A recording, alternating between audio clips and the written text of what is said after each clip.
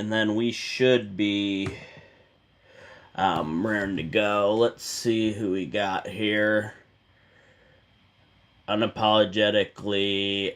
We're gonna have to get to. Yeah, I know he's on Crystal's Live. I was in there. But we got to get to 1,000 likes before I bring up our first guest. We have 0 likes, guys. If you are friendly, start tapping the likes, and we will bring in our first guest. But we have to at least be to 1,000 likes to bring up our first guest here for debates.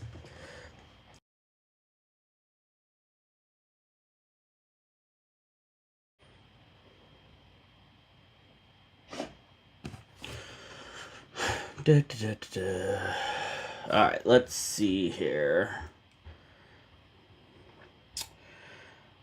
Let me make sure that OBS, check the YouTube, make sure the YouTube is streaming.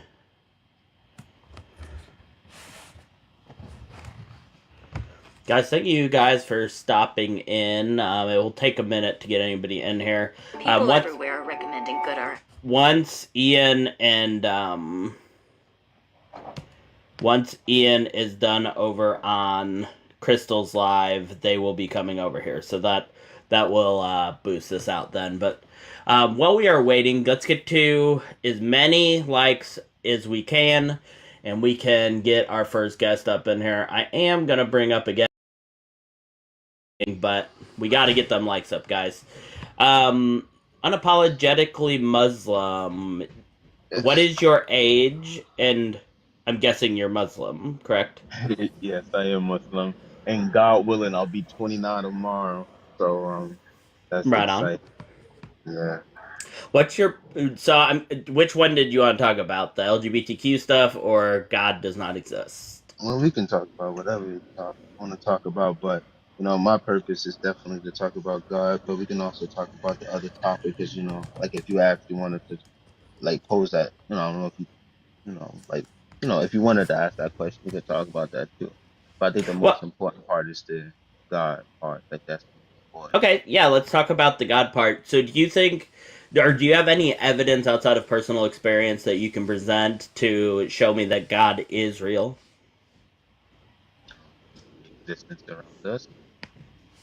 What's that? I guess that would be, I said the existence around us, like just the universe, the earth that we stand on. That's the first argument, first evidence. Okay, give me just 1 second here. I'm sorry, my daughter just walked in. No, I understand. Go ahead. Actually, go ahead and talk to Ems while I deal with this. Hello. How you doing, Em? I'm good. How are you? I'm well. So, what were you talking about? Guess the topic is, well, we chose to talk about God does not, well, his argument is God does not exist. Or, I don't know if he said that, but he just said give me evidence of it outside of my personal experience. Yeah, why do you think he exists? Okay, so I said the first evidence outside of personal experience, you would just see the existence, the creation, the universe around us. That's evidence of God existing. Why would it be evidence of God existing? Can you create the universe? Who says it was created? Was it not created? I do not think it is created. No. Why not?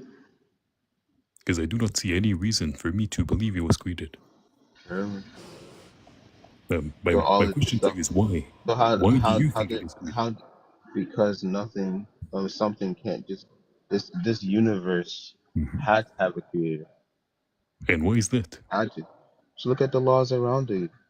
Around it. Look at the way that the sun and the moon are perfectly balanced in the universe. And look at how perfectly everything is there. I mean, we can look within ourselves. Made out of water. Yeah, looking within ourselves too. Yeah, within ourselves, we see that whoever designed us did a horrible job. So you agree that that we have a designer? No, I'm saying if we were designed, the person who designed us did a horrible job. So, do you think that we were designed? Can we agree? No. Cause we got. Listen, how about this, Em? How about this? Mhm. Let's first. Well, I think the best thing when we have a debate, right, is to first come to things that we can agree with, and Uh-huh. then things that we can disagree with. What do you think? Fair enough. Fair enough, right? All right. So, do you agree? Do you think that we have a designer? No. You don't. No. No. Okay. So I do. So I guess we should start there. hmm Why would we have a designer? You're kind of muffled. Could you like fix your Okay. mic? Can you hear me better? I think so. Continue talking. Okay. All right. So I said, why wouldn't we have a designer? Uh, why wouldn't we have a designer? Because I feel like if it was a design, it would be a horrible design. The human being is a Uh-huh. horrible design. Uh-huh. Okay. So all right. So can you create the human being? Can you create the human being better than what the human being is created already at? Yes, you can conceptualize of a human design that is better than what humans are designed as right now. All right. So let's do this thought experiment. Uh-huh. All right. So let's say that you can be rewrite the human being. Where would Uh-huh. you put the eye? Where would you put the eyes at? Where the eyes are right? I'll tell you. Where would you put the I'll tell you eyes what I at? would do about the eyes. I would make sure that the retina is not flipped. Hold up, of course. But I Uh-huh. ask you a very simple question. I'm telling you, Wait, regarding the wait, eye, we're not talking uh-huh, about the retina. We're not talking about the uh-huh, retina. I'll just it ask is part of you, the eye. where would you put the eyeballs? Right? Where would you put the Uh-huh. eyeballs at? The Not where position of they the at right eyeballs would now. be irrelevant. Where would you put the eyes? Would you put it in the back of the head, Uh, or would you put the eyes for all in the intents and chest? purposes, for the discussion's sake, I'm just gonna say All where right, they are. Where they are. I'm gonna put them where they are. you're gonna leave them where they are. Uh-huh. All right, alhamdulillah. So Uh-huh. you agree that where the eyes are already at is the best position I for the know. human being? Yes or no? I know. No. I know. I'm sorry, it's hard to understand. I said, Host, if you, is my audio okay? yeah, if host, if you, I didn't understand. You say he did. He I said said no. no or yes. No. Oh no. Okay. No. All right. So you don't I said I agree. would leave them. I said I would leave them where they are because I do not make a claim whether the position of the eyes is perfect or not.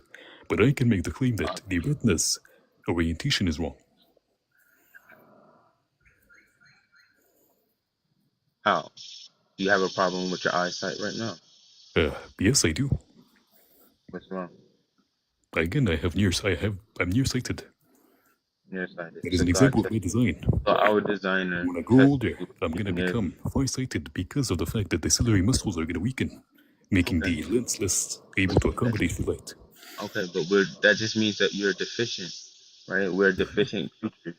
Everything in Sure. creation is deficient in some way, Exactly, and we right? are deficient in multiple ways that lead us That's to that's think part of that God. creation. Okay, but look, let me Yes. explain. Go Let me ahead. explain. Wait. God, the creator, right? If you don't want to call him God, that's okay, right? But let's say the creator, because we also have to agree, we have to logically agree that this universe did not just come from nothing, I right? agree. They even say in science they would teach you the Big Bang theory, Uh-huh. right? That one day there was an explosion, That is not what it says. right? But no, they said it was an explosion, They right? do not say that, no. All right, well, they said there was an explosion. This Big Bang theory, we could They pull it up. really do not say it is an explosion. All right, I'm not gonna argue about the Big Bang theory right now, but Go this is ahead. Mhm. I've been out of school for a minute, but I know that's It's like okay. seventh grade. Yeah, they say the Big Bang is All right, just no like problem. the Not gonna commercial argue. term for it. No problem. We'll set it to the side. The Right? pump's science term. Go We'll set it to the side. But the fact is that there ahead. had to be a pause, The right? Big Bang doesn't say that the universe was caused. It says the universe began to expand, but it Why doesn't is make a claim about okay? if the universe began to exist. Do you want to disagree with it? That's your I'm not disagreeing with it. That is literally what it says. listen. You want to disagree? Un That is unapologetic. You what are misrepresenting the Big Bang Theory, because I think you don't know what it is. And that's what Ems is trying to say. You are misrepresenting it. Educating them while I do my all research. the Big Bang Theory says is that once everything in our known universe was in a singular point, and then it started to expand once energy became so it became so or dark energy became so erratic that it started to push out, and that is what we're still seeing as we're expanding. That's still the Big Bang happening even to this day. It doesn't give a definition of the origin of the matter or energy or space or anything like that. Okay, that's fine. I appreciate you educating me. But the point is that that big, whatever that singular entity, what is that singular uh, uh, point, singular Uh-huh. point, and that point had a beginning, had to be cause. Not necessarily, no. Why would it have to have a beginning? So how can something? So are you saying that the universe is created out of nothing? No, I think it hasn't been created. You don't think it? So you just think this all was just here? It always existed in some form or another. Always existed, right? So how can all of this have existed without a By cause? the way, your mic is really bad. Like it keeps cutting in and out. Okay, Like, so I are you able to fix that? Can you hear me better? Like, if you have headphones, take them off. If you don't, put them on. Just like try speaking. It's always crazy to me that they can't understand the concept of something being here forever without a cause, but yet. Fix that. Can you hear me better? Just like Crazy to me that they can't understand the concept. It doesn't make a whole lot of sense. No, this is what I'm explaining. I have no problem with believing and knowing that the universe was here for eons. I have no problem with that, right? However, I also know that that universe had a beginning, and that beginning was had to be caused by just as much I could say that your God had a beginning, so he had to be caused. You're just speculating and saying something is being true that is not true. Okay, let me ask you a question, right? Do you believe in infinite regression? Yep. You do believe in infinite regression? Yep. That things could just keep on going on, and never have a point. And even if he doesn't, unapologetic.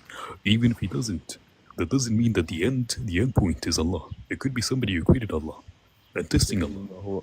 Do you know who Allah is? Yeah, I'm an ex-Muslim. Okay, so then let's talk about it. Who is Allah? It is the entity that supposedly created the universe and then sent down multiple books to generations. And the last one was the Quran. Okay, so do you not believe that Allah possessed all of the perfect attributes that would make him a creator? Because you don't believe in Allah. I know, because he lies. But you don't believe in a creator, so why even would you? No, I'm telling you, Allah is not perfect because he lies. That's wild. I can't hear you. That's wild. Let me ask you a question. Can I ask you a question? I know. No, I'm telling you, Allah himself says he lies. No, I have a genuine question. Go ahead. Right, just a little bit off topic, but since you used to be a Muslim, right? What is your understanding? Like, what is your belief about the hellfire? Do you believe in a hellfire? According to the Quran, one exists. I do not believe in one personally. You don't believe in one personally, regardless if it comes to the description of the hellfire in the Quran. You just don't believe in hellfire in general. Why not? Why should I believe in a place of fire that is supposed to torture people for eternity? You know why? You know why God punishes people for eternity in the hellfire? Because God decided to create people and play with them as toys until he sent them to hell. Which is what he says in 7:179. That he destined people for hell. So the reason why people are in the fire forever is because they disbelieve in him, just like you do. And who made them disbelieve? Allah didn't make you disbelieve. That is literally what he says. Oh, you know what happens? That is literally what he says. He says it verbatim. Listen, He says it, Allah says that He guides whom He wills, right? and he deceives who he wills. And He misguides whom He wills. But He also says that He gives you free will, right? He doesn't see that. So Where does he see that? you don't have free will. Allah doesn't see that. You have the option to believe or not believe. I know, I know. So look, it's like logic, right? I thought about this before, right? I said, what does Allah mean by that, right? And like He guides whom He wills and He misguides whom He wills, right? But He also says that He gives guidance, right? He gives a message To who he wills. He gives the message to you, every human being. He gives you the option to believe or not. He And if doesn't you do that, choose no. to believe, but if you choose to disbelieve in God, then why? Yeah, unapologetic. You have to engage with what I'm saying. Hold on, I have to ask Ems a question. I'm gathering this. I need you to correct me if I'm wrong. So, do Muslims do what Christians do, and just lie about what their texts say, and just make it up as they go along? I don't think he's lying. I think he's like, he just doesn't know that the Quran is predetermined. Like, Okay, I was just wanting to clarify. All right, like, keep going. This is not a like a. So I'm talking to a different group of people. You guys are atheists, correct? But could you engage with what I said first?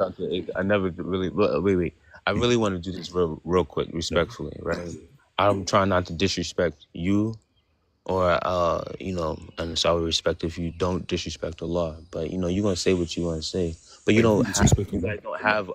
guys don't have a God, right? I'm literally want to talk to. I never talked to an atheist before, so I have genuine questions. Like I hear this all the time for people who try to attack Allah, right? And it gets weak. You know what I'm saying? Yes, it's like you guys try to get an emotional reaction out of us. I'm not. Right? But listen. Nothing you guys can say can harm Allah, right?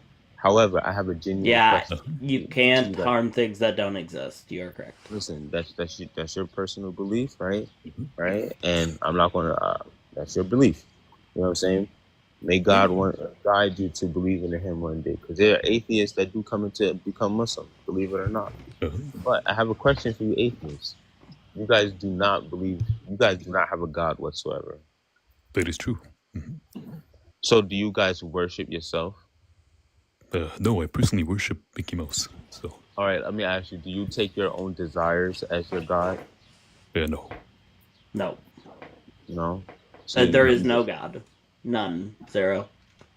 So you guys don't believe in the concept of subhanallah. How can you not believe in the one that created you? I mean, nothing created me. Myself. I didn't create myself. So you came from nothing. No, my parents created. Well, yeah, I guess I do believe in the who created me. My parents are very much alive. They live about 30 minutes that way from where I'm sitting. That's good. Both of our parents are alive too, so may God give our parents long lives. I mean, no. Who created your parents? You're going to say your grandparents.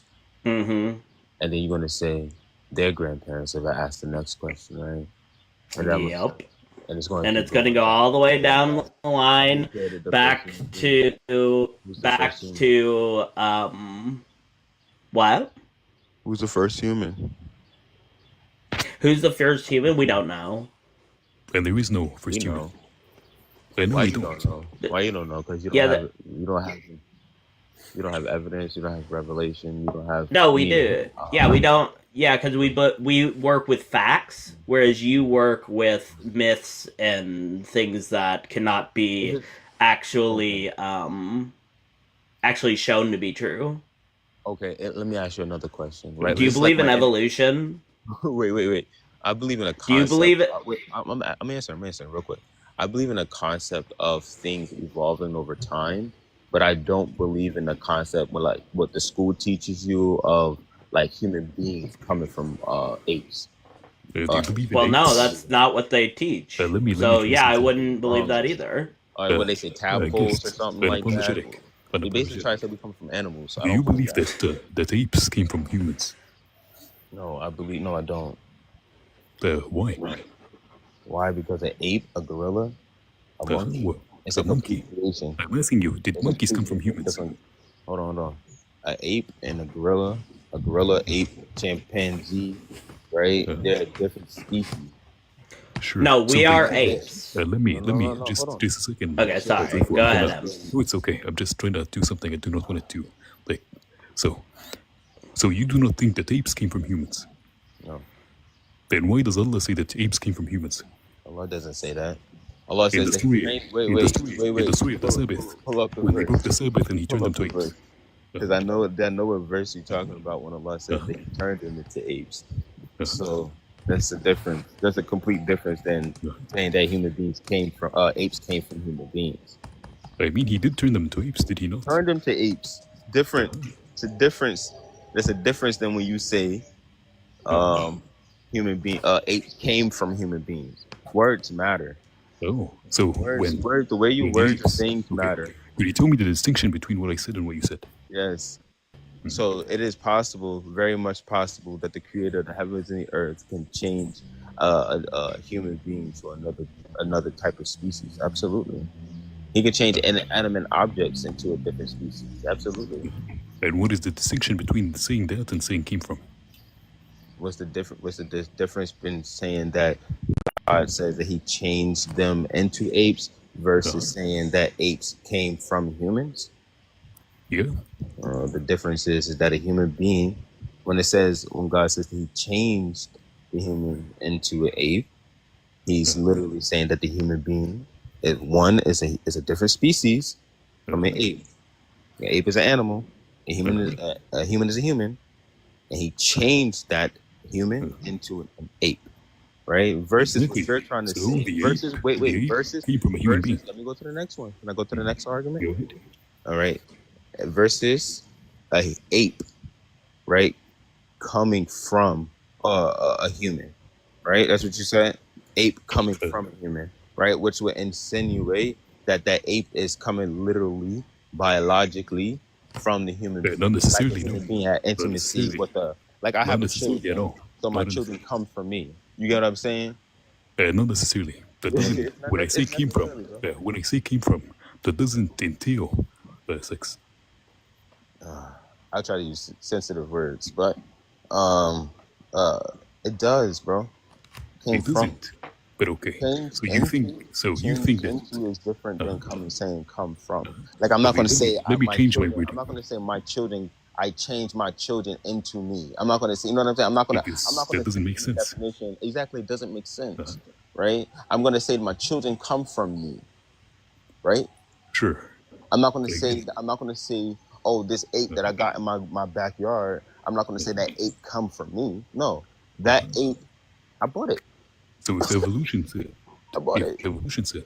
So okay, all right. If evolution said, okay, so let me just rephrase it. Let me rephrase it. If evolution said, if evolution said that humans, that chimps changed into humans, would you then believe it? If evolution says that humans change into apes, or chimps changed into apes. If it said chimps changed into apes, because you said that the wording matters. That if I said came from, that implies sex, but if I say change to, that doesn't imply sex, and it could be divine intervention. So if I said that evolution says that chimps changed into humans, I see what you're saying. I see what you're saying, but it doesn't defeat what I was saying before, because I'm going to ask you. I didn't say it's defeated. I didn't say it is a defeater. Because the chip, let me say, let me ask you. No, I can argue this, right? Because I see what you're trying to say. A chimp, right, changed into an ape, right? This is what you're saying. But biologically, a chimp changed into a human, and I didn't say biologically. It could have been divine intervention. A chimp changed into a human. Oh, okay. I thought you said a chimp changed into an ape. No, a human. Oh, then no. Wait, that doesn't make any sense. Why not? It's a contradiction. We have humans turning into chips. No, it's a contradiction, right? How is it a contradiction? Okay, so listen. You're saying that a chimp changing into a human being. Sir. Yeah, if God allowed it. If God made it, yes. But you're trying to say that a chimp or a human being coming from an ape. Like evolution. Evolution says humans are apes. Evolution says that humans evolved from apes, correct? It doesn't say that because humans are apes. What does evolution say, bro? What does evolution say? Evolution. This is what the theory. What's Darwin's evolution? I've been out of school for a minute. It's okay. So what's Darwin's evolution? Go ahead. Yeah, Like so I'm asking you guys. yep, I'm gonna tell you. So what I'm it looking it says up is too. that we have a common ancestors with bonobos and chimpanzees and the other apes in the ape families. We have all have a common ancestor that was an ape. That's why we are apes ourselves. Okay, so look, it says evolution means that living things share common ancestries and have gradually changed over millions of years to adapt to their Hmm. environments. Which I also said agree. I agree to some levels of evolution, right? But what I Hmm. don't agree with is this idea that the human being species, right, the creation of human, that the species of human beings came from apes. Yes, we can have the same DNA makeup, just like we have the same DNA makeup with the dirt. You know what I'm saying? Just like we have the same DNA makeup of the water and the H2, like all of this stuff in Water the doesn't have universe, DNA. right? And dirt doesn't Whatever, have DNA. whatever. I'm not a scientist, but don't belittle my what I'm speaking. I'm not You know what I'm saying? belittling you. I'm just Don't correcting you. because you And know I'm what just I'm saying that, DNA, like, we whatever the share common, scientists say, whatever the we scientists share say, DNA. We share DNA we share the with same every DNA living with dirt, organism right? because we all come from one thing. Okay, listen. We share the same DNA with dirt, correct? With dirt? No. Yes. No. The dirt doesn't Don't have we DNA. not Dirt. make up the same molecules, atoms, the same don't aren't we made of atoms, correct? Everything is. Right? Correct. We're made of Hmm. atoms, right? The dirt is made of atoms, correct? Are we the dirt? No. No, Nope. right? Correct. Alhamdulillah. We have logic right there. We can agree to that. We are not Uh-huh. dirt, right? So the same way we are not the dirt and we share the same makeup of the dirt, but we're not the dirt. We don't. We're same some part of the makeup of the dirt. He's saying that we share All DNA. right, We are but we're both made not the from dirt. atoms. All right, So, whatever. go ahead. Oh, because we're all yeah, Yeah, yeah. That's yes, true. We're all yes, yes. atoms. Yeah, exactly. Like that's what I'm saying. Y'all making me feel like I'm going crazy right now. Right? The dirt has atoms, the trees have the atoms, the leaves have atoms, the water has atoms, Hmm. right? We have atoms, right? But yet, Yep. in the same way, we're not the dirt, we're not the water, we're distinct from these things, which means that we're a different species, correct? No, we are apes. Well, we No. are a Oh, different species, but we yeah. are apes. Okay, And okay, also, we're not That different doesn't wait, take species wait, wait. away from. that we're Let's not say the And ape right now. that we're yeah, apes. I'm just also, talking. Wait, yeah, wait, we're and not different species than dirt because dirt is not a species. oh my God, you know how low the whole that. All right. Why do you You say don't want to that? say. You Uh-huh. don't want to say. You don't want to say that Uh-huh. the dirt is a species. No Because problem. dirt is not a No species problem. by No definition. problem. No problem. A fish. A Mhm. fish. A fish. Hmm. Right. We A share fish common has ancestry with matter. a fish. A fish has atoms. Correct. Uh-huh. Yep. Okay. A fish is a species. Correct. It is. Yep. Okay. We're not the species of fish. Correct. We're No. not. Okay. We're distinct from the fish. But But yet we share. yes. Correct. But we also share the same makeup as far as atom wise of the fish. Correct. Yep. All right. So now the same thing applies to an ape. All right. An Nope. ape. We're talking about DNA when it comes to the DNA. Okay. apes. But what? Okay. So then now you don't want to agree Also, with this. No yeah, problem. I yeah, ask another question. unapologetic. Let's say. Wait. Before you ask me a question, I have another Go question. ahead. If you want me to, let me ask you. If this theory of evolution of apes coming from humans or humans coming from apes, whatever the case may be, why are we not seeing this happening in right now? Because Why the are we end goal not is not seeing humans. why are we not seeing apes turn into human beings? Because Because that's humans is not not what the, ever it's happened. not the end goal. So what changed that? Who caused that to change? If this theory is Ev- true. If this true theory is true. evolutionary processes caused it So to what change. That causes was the the cause. evolution? What causes the evolution processes to go? Because once life evolved, from the building blocks of life through abiogenesis, um, ever and ever on this Okay. earth to Okay. where we are at the point we are at today. But to say that humans are the most evolved form of ape is ridiculous and kind of just narcissistic to believe that we are the I'm not most saying I'm not evolved of all creatures. oh, I didn't say that, right? But what I'm saying is so you saying that creation just kept going and did it. I'm just asking what caused it. There had to be a cause. Yep. Just like Yeah, for example, right? adaptation, different Adaptation. What adaptations. caused that? What caused the There, adaptation? the Mutation. the What caused the organism mutation? itself mutating over and over again. We see this in germs. We see this in all sorts of things, viruses. These rapid mutations that cause changes in it. That's why the Oh, flu every season's different because it oh, mutates, it okay. changes. All right. So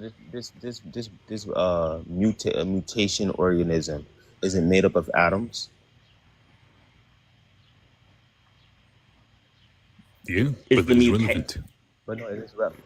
Is the mutation the The mutation mutation, itself? the mutation is not a organism. It's not an organism. Oh, it's sorry. So you're right. It's a process. Sorry. Yeah. But the process of the mutation now is a new organism, right? Made up of atoms, correct? The again being made up of atoms is relevant. So, but what created the atom? Because the atom itself is The created. atom wasn't created. No, Yes, it was. it wasn't. That is the point of contention we're having. And I think, by the way, The this atom. whole Okay. this whole general God thing is No, being it's very just, unintellectual. it's like this. Just let me finish my sentence. Do you mind, Joyful, if we just stick to his God? Yep. Let's do Yeah. that. So we're gonna grant the existence of God. I believe in God now, and Joyful believes in God. Why should I believe it's Allah?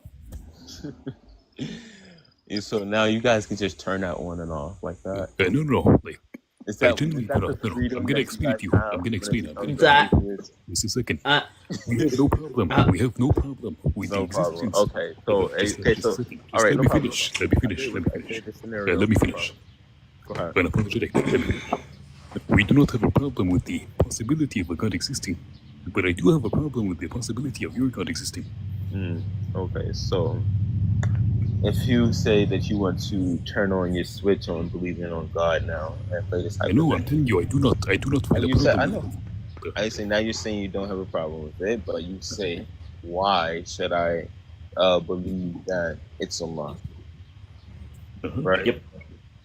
Okay, perfectly clear. Hold on, I'll pull it up 1 second. Now, if you say that you believe in God now, would you agree that God has attributes about Himself that are distinctive to Him?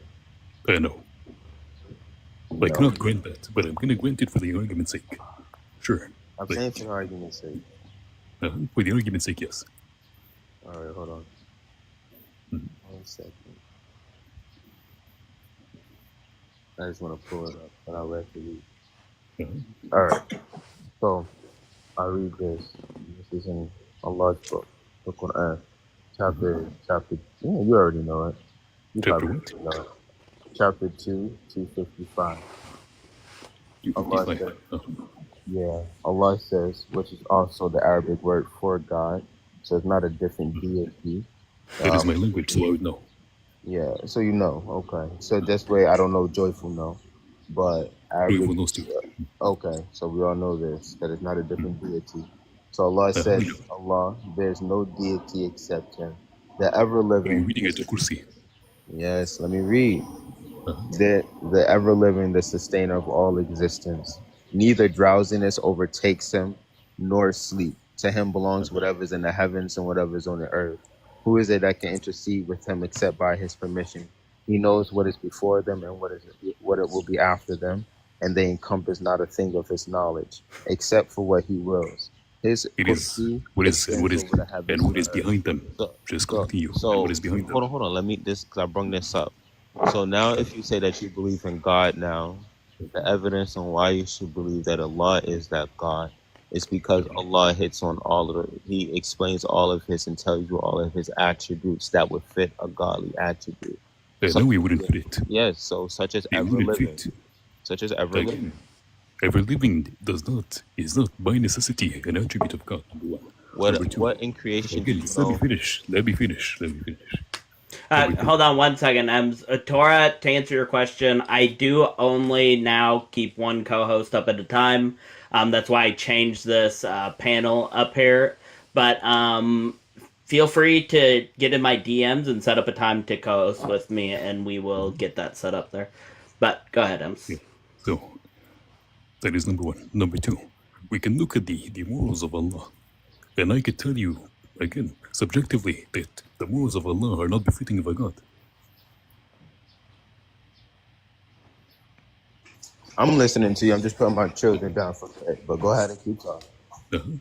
So when Allah commands me to take on slaves, or to sleep with them, or allows me to marry a child, or to consummate with a child, as He does in 65:4, or when He tells you that to cut the hands of a thief, basically mutilating them, or when He tells you to lash adulterers, and in the Sunnah telling you to stone them, or when He tells you to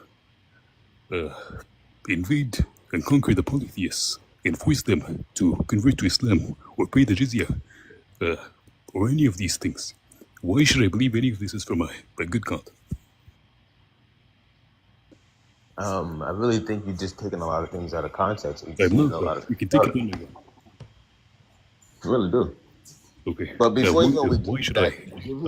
Before we get to, hold on 1 second.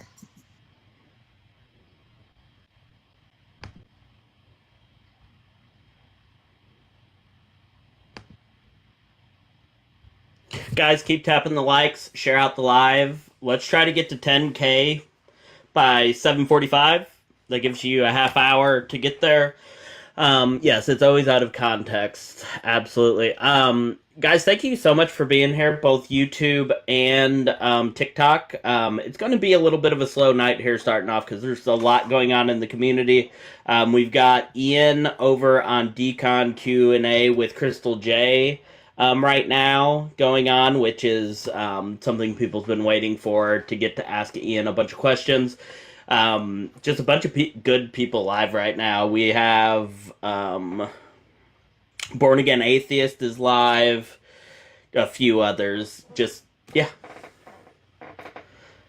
Oh yeah, I was there for the first for it to start, but Crystal should be over here soon. But Tor, I did send you soon. So yeah, hit me up and we'll work out a time. Probably, I don't know, in the next month or so. In July, probably will be the first time I'm going to take up anybody but Crystal when Crystal is available. But then we are going to move on to like switching around co-hosts. So that's going to be fun.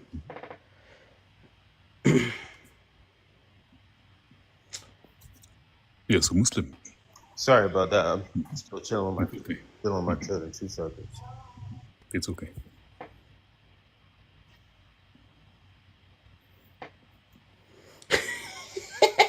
Rex, I'm not sure if Pastor will come out tonight or not, but you sang it like that, Rex. You may get Pastor to show up for a little bit.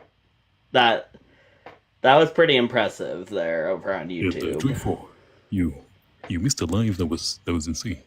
It ended with the guy saying that if he stops believing in God, he's gonna go around murdering people.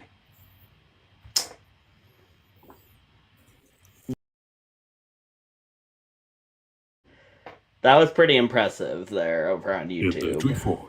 You missed a lot. Whose live was this? It was Will Dots. Really?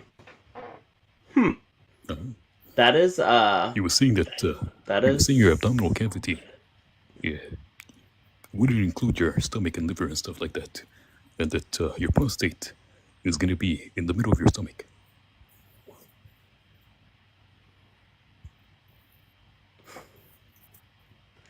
The prostate's in the middle of your stomach. What? And he's a doctor? Like a medical doctor? That is what he said.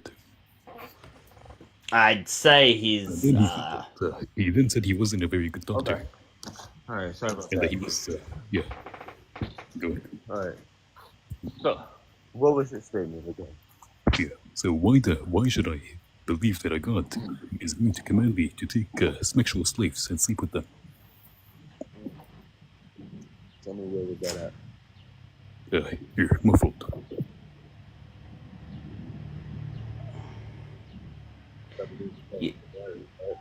I can't hear you. You're muffled. Yeah, so show me where that's at. That is in chapter 424 and in 23, 5 through 7 and in multiple other places. Hold on. Chapter 4. 24. 24. Verse what?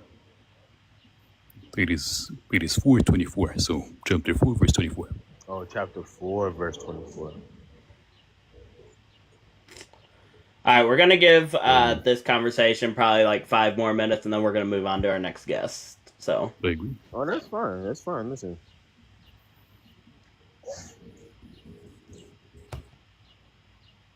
Right. Also forbidden are married women, except female captives in your possession. This is Allah's commandment to you. Lawful to you are all bound, all beyond these, as long as you seek them with your wealth in a legal marriage, not in fornication. Give those who consummate marriage with their due dowries. It is permissible to do mutual grace, to be gracious regarding the set dowry, so your Lord is all-knowing, all-wise. So here, I do see what you're saying, right? It says also forbidden married women except female captives in possession. Doesn't say slaves, but if you want to say slaves, It does say slave in Arabic. no problem. You want to say slaves, no problem, right? It does say slave in Arabic. But then he also said, this is a Allah's commandment to you. Lawful to you is all, as long as you seek them with your wealth in a legal marriage. That is referring to the women beyond those. Legal, as long as you seek them with your wealth in legal marriage. Legal to you are women beyond that. Not in fornication. So you're just fornicating with them, right? Yeah, no. That is not what it says. That's definition of a sex. That is literally not what it says. That is literally not what it says. Again, unapologetic. It says the marriage part is referring to those beyond the married woman and those in your possession. And also confirming that is, if you read 23, 5 through 7. As long as you seek them. Read 23, okay. In a legal marriage, not in fornication. So God is contradicting himself. No, you're trying to say God is contradicting no, read 23, 5 through 7. Oh, you want me to read the full thing now? Okay. Yeah, no, I said 20. No. I said chapter 23, 5 through 7. Now we're going from chapter 4. Yes, because I'm showing you would what you said would make God contradicting himself. Before we go there, I'm gonna screenshot this here so that way I can keep going back and forth, because it seems like we're gonna go from verse to verse. So first, understanding that on here Allah's talking about this, marriage with the sexuals and seeking them with legal marriage. I mean, legal marriage. He said, and those beyond that, unapologetic. As long as you seek them with your wealth in a legal marriage, not in fornication. So now we're gonna go to the other. That is not what it says. You were over-speaking me, so I had to mute you. That is not what it says. It says, and legal to you are women beyond that. So this is another category of women. Those who are not married and those who are not slaves. That is number 1. Okay. Number 2, in 23, 5 through 7, it says, and those who guard their chastity, except upon their wives and those captives in their possession. All right, so if you look here, footnote, a man was not allowed to have a relationship with a bondwoman who he had taken a captive in war unless he made sure she was not pregnant. This was verified by her having at least one monthly cycle, right? So he's allowed to sleep with her once he makes sure that she's not pregnant. Have relationships. The only way in Islam a Muslim can have relations is through marriage. That is a lie. Because again, read 23, 5 through 7. Read 23, 4. Again. Read the second reference. Allah doesn't permit fahisha. That is not a fahisha. It is a fahisha. It is not. If it is allowed by God, if it is allowed, have relations outside of marriage is unapologetic. Again, I asked you to read 23, 5 through 7. Go ahead.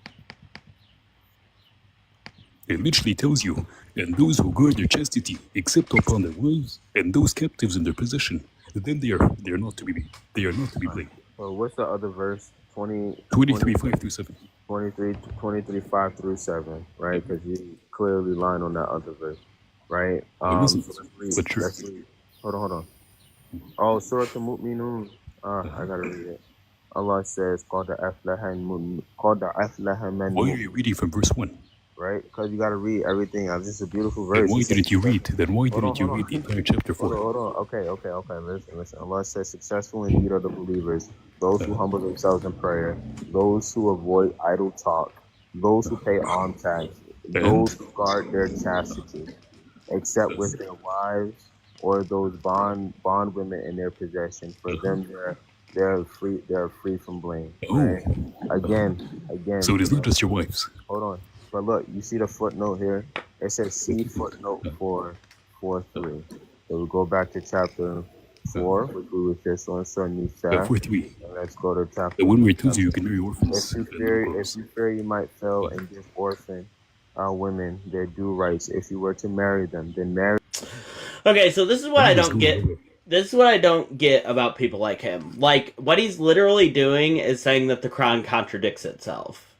But if you read something and it says, "Hey, you can have sex with your bondmaid or whatever," but over here it says you can't. All that tells me is your book's full of shit and it has contradictions in it. And also, he referenced a verse about marrying children. I don't know why. He probably wants to, Ems. I don't know. I know he sounds to be a nice guy. He just doesn't know the religion. So yeah, he was not prepared for a debate, I don't think, on the science end or on the religious end. Goalie, what is your age and are you a Christian? I am 57 years old and I am not a Christian. Okay. Sorry. Do you believe? Are you a theist of some kind? Yeah. Absolutely. Okay. So what do you believe? I believe that we're just here for a short time and a good time. It's we all just there's nothing more to this. I wish there was. I have zero depression. I have zero anxiety. I have no mental health issues. I'm a lucky husband. I'm a lucky father. I'm a lucky grandfather. If there's anybody on this planet that would love to be able to live forever, it's me. But it's not going to happen. It's just I wish there was. I wish there was something that we could do, that we could live forever. But we're just animals. That's all we are. We're just part of the animal kingdom, and that's all we are. And there's nothing. Yeah, we are looking W's for myth in the or goalie in the chat. We are just looking for ops, but I appreciate you coming up. Layman, I think we've talked before in the past. Yeah, I think we have too. How are you? Pretty good. So which of the topics were you wanting to talk about? We can talk about God does not exist. Okay, what's the best evidence you have that God does exist? Either your personal God or just a God in general? So I found that after I've read scripture and apply it to my life, that it works. Okay. Well, I found that when I apply scripture to my life, it doesn't work. So who's right? Probably me, right? No, that's what my point is that your personal experience isn't universal, so that's not good evidence. Well, I did my best to read it and interpret it for what I think it's saying, and when I applied it, it seems to work because my life has never been better. Okay, so do you think that I would be better if do you think that I would be better if I unalive my children for cursing me?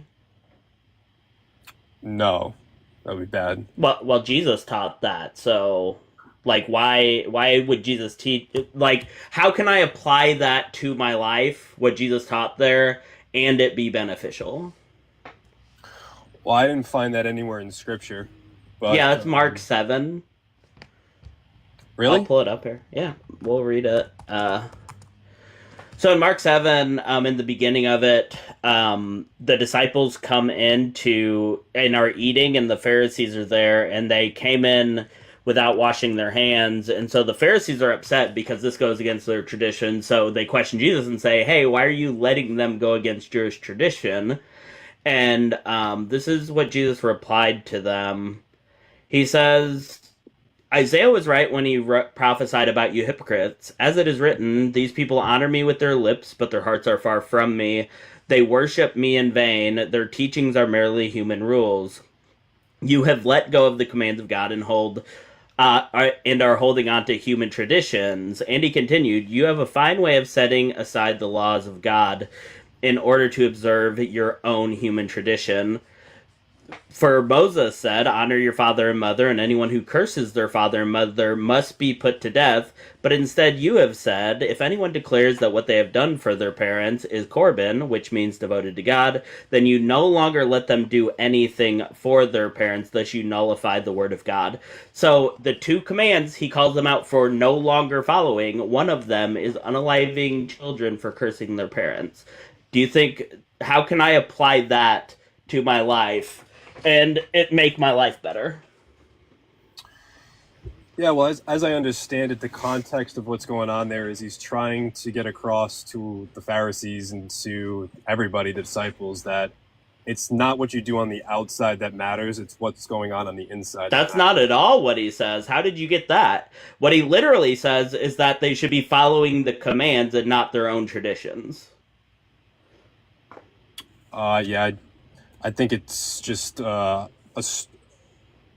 he's doing his best to explain that it's not about physically doing the things that get you saved. It's about incorrect again.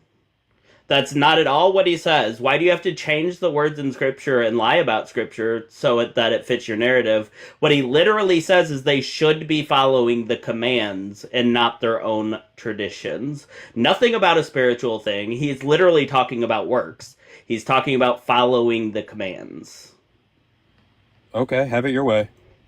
Well, no, that's just what it says. I don't know why you guys hate the Bible so much. When we actually read it to you guys, it never says what it actually says, and I find it very telling in these conversations. Yeah, I mean, maybe you could try doing it differently. Oh, okay, so here, I'll do it your way. You have a fine way of worrying about doing God's commands and also your own traditions. Is that how you want me to read it? Say it again. Should he, like, how I should have took it is that it's not that they're setting aside the commands of God, it's that they like the commands of God, and that's a problem. Yeah, they like the pride behind it, like doing it because it's, it makes them look good in the community. Okay, so when he says you nullify the word of God by making up traditions instead of following the laws, how is that coherent with what you're saying this means? Well, when you make up traditions, it's to suit yourself, I think is what it's saying, instead of just doing what Scripture's telling you to do. Yeah, and what is his example of what Scripture said they should be doing? Well, we can read it. Yeah, anyone who curses their father and mother should be put to death. That's what they should be following, what Scripture tells them.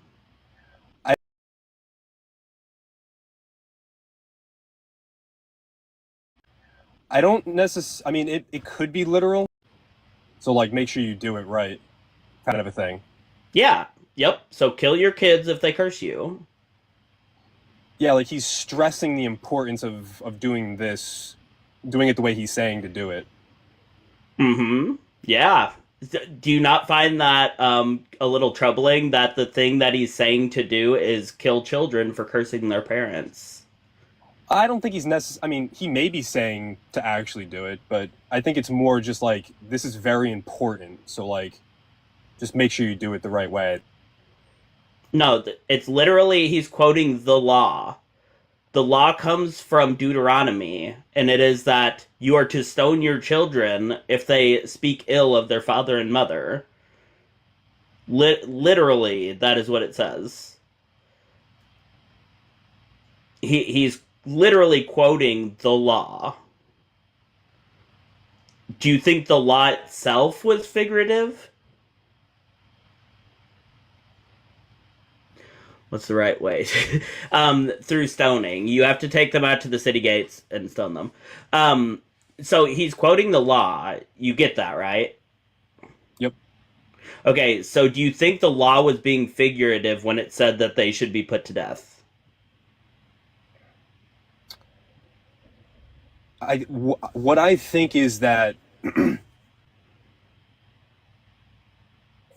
I think he's trying, and this is what's just worked for me, all right? So, like, take it with a grain of salt. Mm-hmm.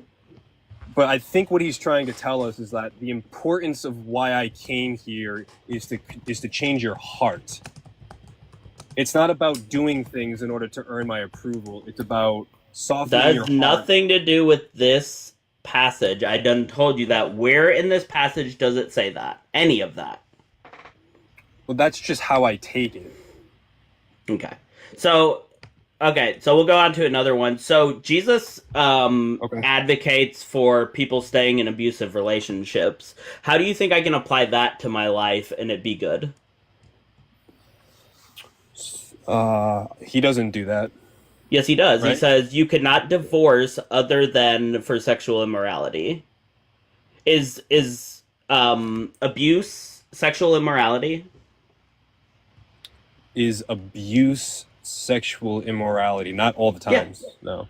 Yeah, so if a husband hits his wife, Jesus says you shouldn't divorce for that, because the only reason you should divorce is sexual immorality. So Jesus advocates.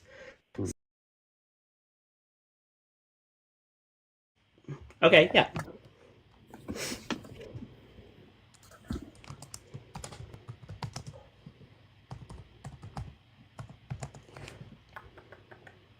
Mm-hmm.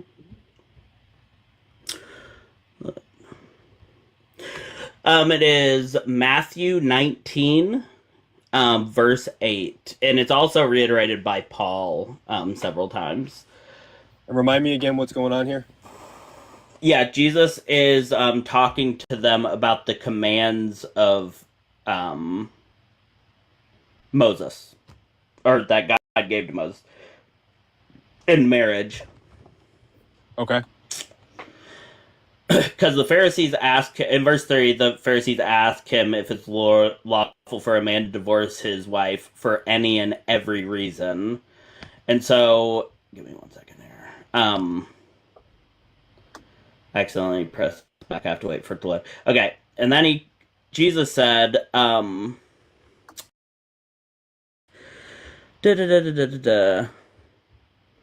He said to them, "It was because of your hard-hearted that Moses allowed you to divorce your wives, but from the beginning it was not so. And I say to you, whoever divorces his wife except for sexual immorality and marries another commits adultery, and he who marries and divorces a divorced woman commits adultery." And then we can go further and have that clarified more by Paul, who says that by divorcing them for non-sexual immorality, that you are causing them to commit adultery, which is sinful. And I'm going to pull that up next. Yep.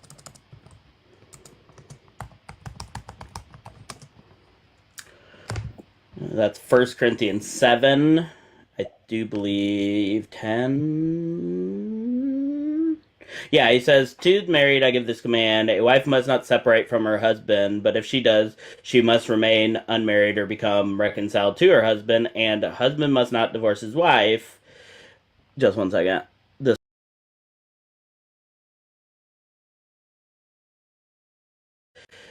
1 second here. You're good.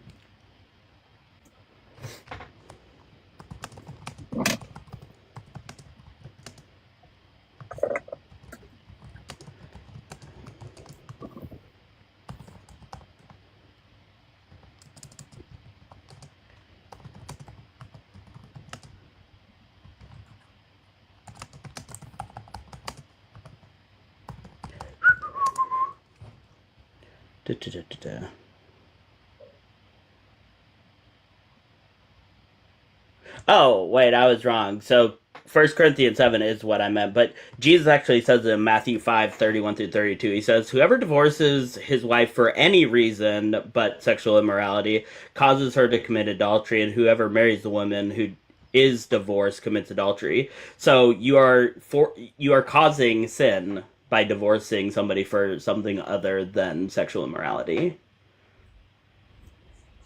Got it. Okay, so just to summarize it, and the question was what again?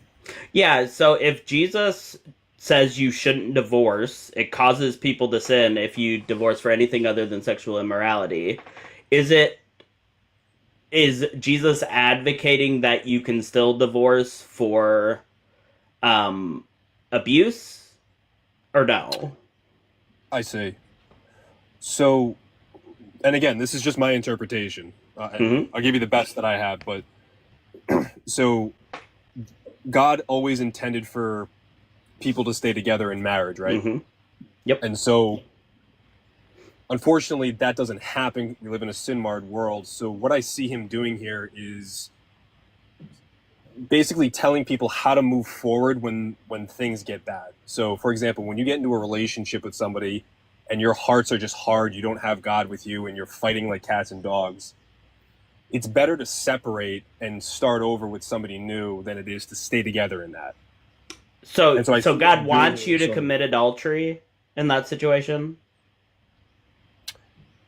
It's not that he wants you to commit adultery, it's just he's trying to mend the issue the best way he can. So he's laying down the laws of what you do to get out of the situation. Like it's to help.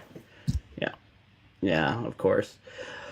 Okay, guys, keep tapping that screen, share it out. Layman, once again, just lied about what the Bible said and could not actually engage in actually talking about what the Scripture said. Instead, he would just say outlandish things that weren't even in the Scripture. There's no point in having a conversation with somebody like that. Layman, if you absolutely next time want to come up and have a conversation, let's try to actually engage with what the words on the page say, and let's not just make shit up, because that's not going to get us anywhere in our conversation, and it will get you removed from the platform. But I appreciate you all being here. We got to 11,000 likes. Let's try to get to 15K in the next 20, 25, 30 minutes. And share out the live. I think you took Lehman out of context. I took him out of context when? I'm joking. Oh. Layman, I just explained it, because if I can literally read you words on a page and everything I read, it just isn't what it says. It's something new to you. It's not engaging. You're not engaging. You're just making shit up, and there's no conversation to be had. Like, I'm not gonna bore myself or anybody else with just listening to what you make up. Have it your way. I also love that I don't even have to give, like, my thoughts on what the text says necessarily. I just say, hey, Jesus says this, tell him what he says, and say, how can I apply that to my life and it make my life better? And then, nope. And they argue with the actual words. It's crazy.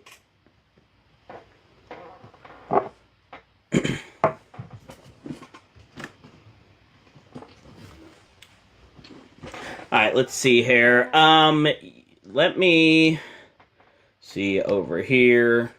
I doubt it, because I haven't put it up yet. Alright, YouTube, I'm going to post the link to the discussion over there, in case we have any ops that want to come up on YouTube. Give me 1 second, I'll get that pinned to the top. Earlier, we got a super chat from $2 super chat from J Cal. Thank you so much for that $2 super chat.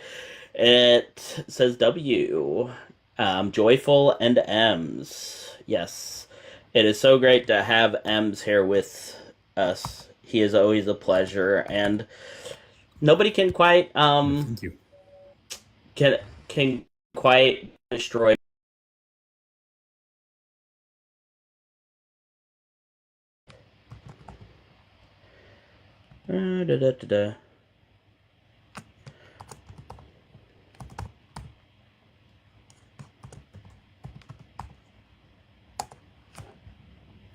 Pin that up. Pin message. There we go. We got the message pinned. If anybody disagrees with the prompt on my background, go ahead and click that tinyurl.com/joyfulapostate or joyful guest, and you can join in on this conversation too from YouTube. Or if you're on TikTok and you don't like using TikTok's platform for some reason, you can also go to the tiny URL as well. Your energy has been siphoned. You have no idea that you became... Okay. Flat M's would destroy this M's imposter. Yep, he would. Flat M's would absolutely destroy M's, but that's why you never see him in the same place. That's why you never see him in the same place at the same time. M's is smart and he ducks him, so... Let's see here.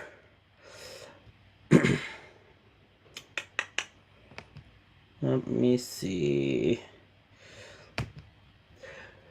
No hate, it's just the sin we dislike. Okay. Can somebody explain to me why, for one, every other sin in the Bible either hurts somebody or directly hurts God? Why is it that homosexuality, transgenderism, or anything else is a problem for Christians and think that it's sinful? It seems kind of out of place in the rest of the book, I would think. Doesn't really make a whole lot of sense that it's even in there. Who's not a good person? I don't know who you're talking about thinks he's a good person. I'm not exactly sure.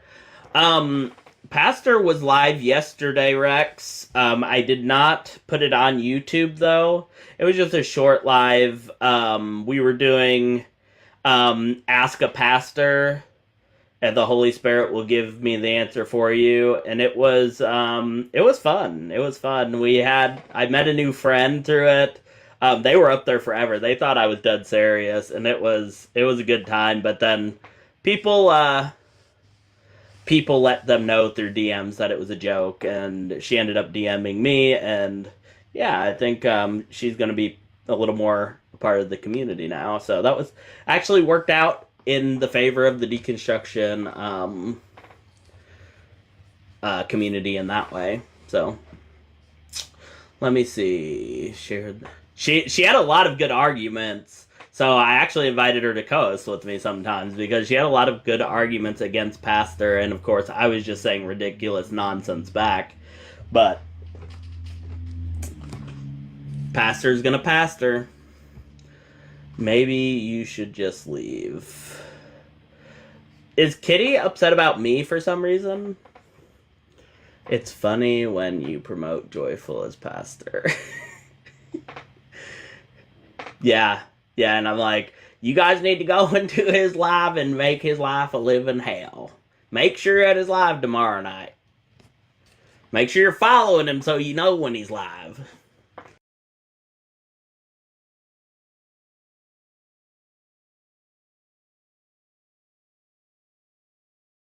You know when he's live. Guys, if you're over on YouTube, join the conversation through the pinned comment at the top of the screen, the chat box. You have to be 18 or older, and we are looking for ops. If any of my wonderful mods ever want to come up through the Video Ninja over there on YouTube, you're more than welcome. Calvin, well, no, you look like, or no, maybe you are old enough. Jump in that tiny URL link there and come up and talk to me about it. Because it looks like you're just going to continuously be deleted over there in the chat. We got somebody over here on the TikTok. Let's see, Cameron Cox. Let's see. Cameron, what is your age, and are you a Christian? Yeah, I'm 22 and I'm a Christian. Right on. Which topic were you wanting to talk about here? Yeah, what is YDUH8? What's that mean? Hate. Oh, hate. Okay. Sure. What's your definition of hate? My definition of hate is to show strong dislike or disregard towards a person or thing. All right. Now let's talk about the first one. Why do you hate LGBTQ? Yeah, why do you hate it? Yeah, I wouldn't say I hate them. I just don't support it because I'm a Christian and I follow Christian ethics. Okay, so do you think that gay people should exist? Yes. Okay, so you think that they should exist, so it's fine for them to exist. Do you think trans people should exist? What do you mean by like for them to transition? Yeah. Not if they're children, no. But if you're an adult, do what you want, I suppose. Okay, so you don't think trans children should exist? No, they don't have the mental capacity to make decisions like that. Capacity, sometimes. Okay. Keith, happy Pride to you too. All right, so you don't. Let me try to navigate this. Okay, so do you think that people that are actively participating in LGBTQIA plus community deserve to burn in hell? I think we all deserve. That's not what I asked. Do you think people that are active in the LGBTQIA plus community deserve to burn in hell? Like, are they participating in acts? What you're saying? No, yeah, it's like people that are actively part of the community. Like my friend Benny, he lives with his partner Seth, or I mean, there's a plethora of people that I am friends with that either live in same-sex marriages. I am friends with several trans people that live their true identity. Since they are actively living that way, do they deserve to burn in hell? Oh, yeah. I think we all deserve to burn in hell, so yeah. Okay, so do you think it's loving to think somebody should burn in a fire? Like if they're, I don't want them to. So. But you think they deserve it. So do you think it's loving to think that somebody deserves to be burned in fire? Well, do you think it's right that criminals should be punished? Yep. I think that a punishment should be proportional to a crime. I don't think that an eternal, or even burning somebody for a lack of belief in something is even remotely comparable. I would have to disagree with you on that. Okay, so you think that me not believing in something is comparable with an eternal fire? Yes. Okay, how? How is a finite crime worthy of an infinite punishment? How is that equal? Because, well, one, you are first rejecting God, so you need to be put somewhere other than the kingdom of heaven, right? Two, sin's actually very, very, how do I say, it's one sin is basically enough to enter is worthy of eternal damnation.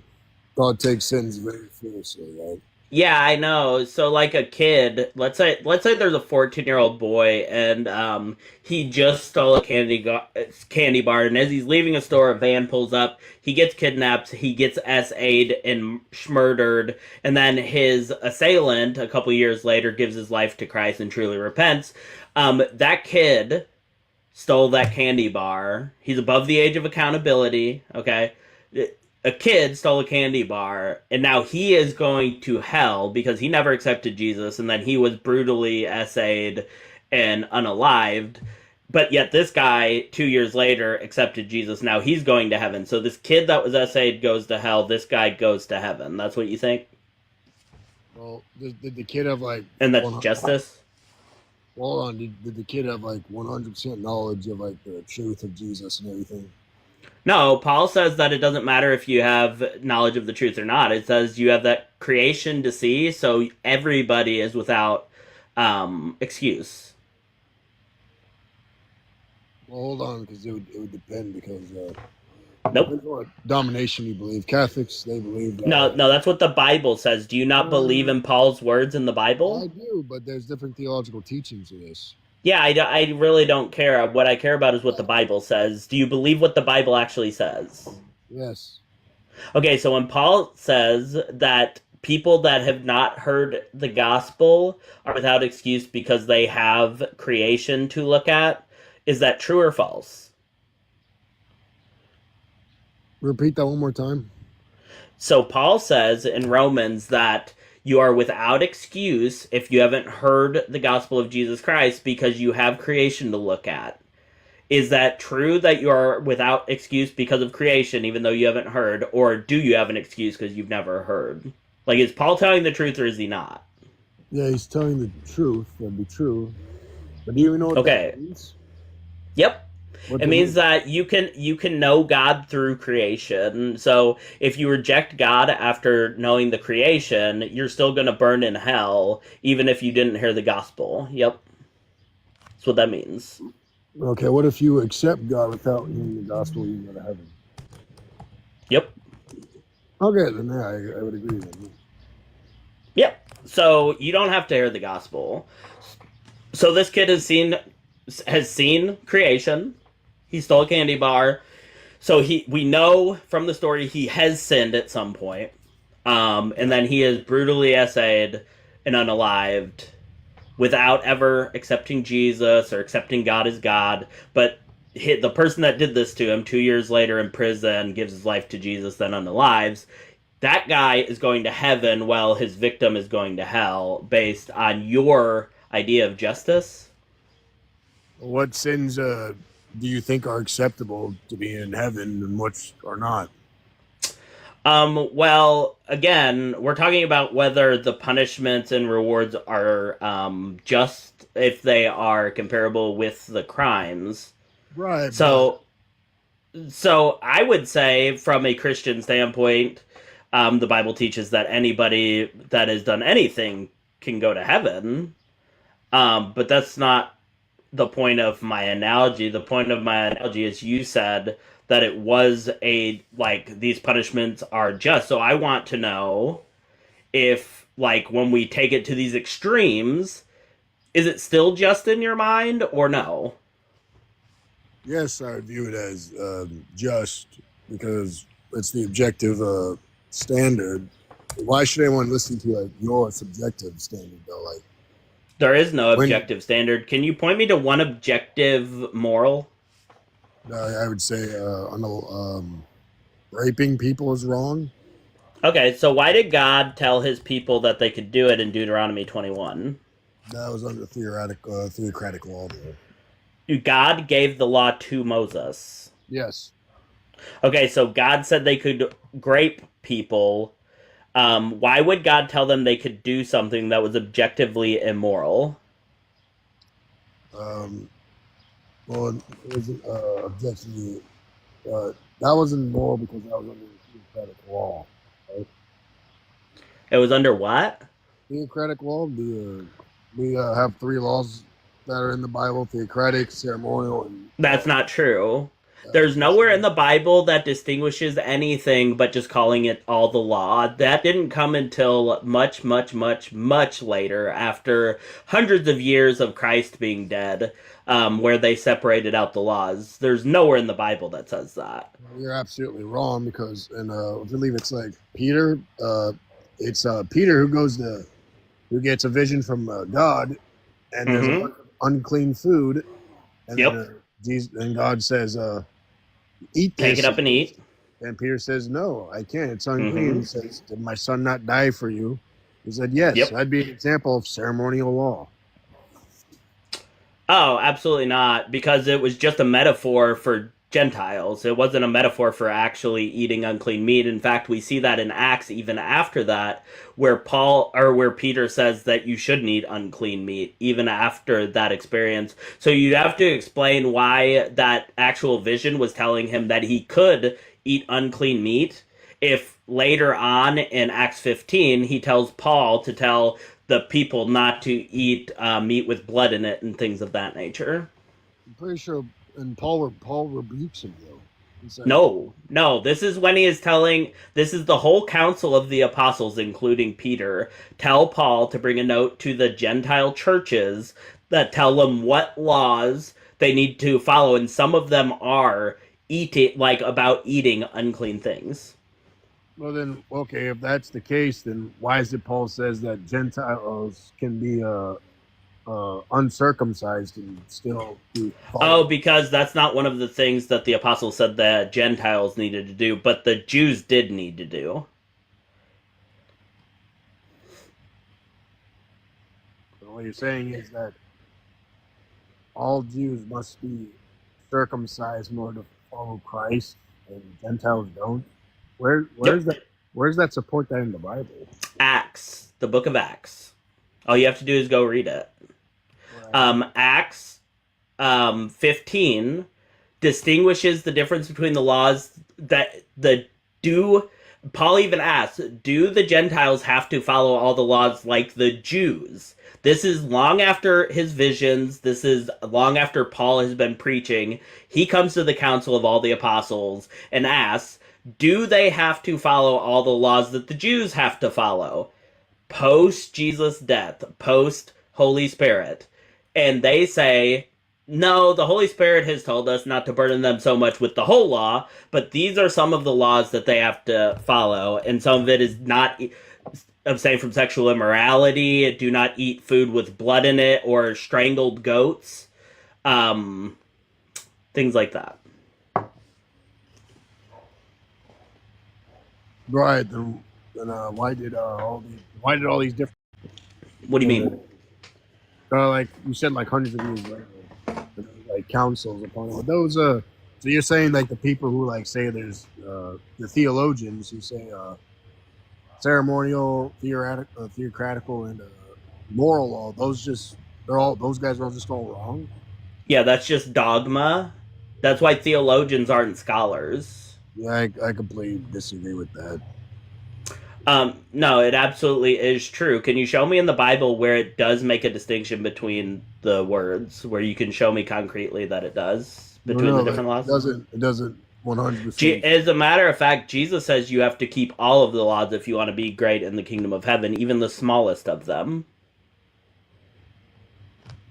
Yeah. He says that in Matthew 5.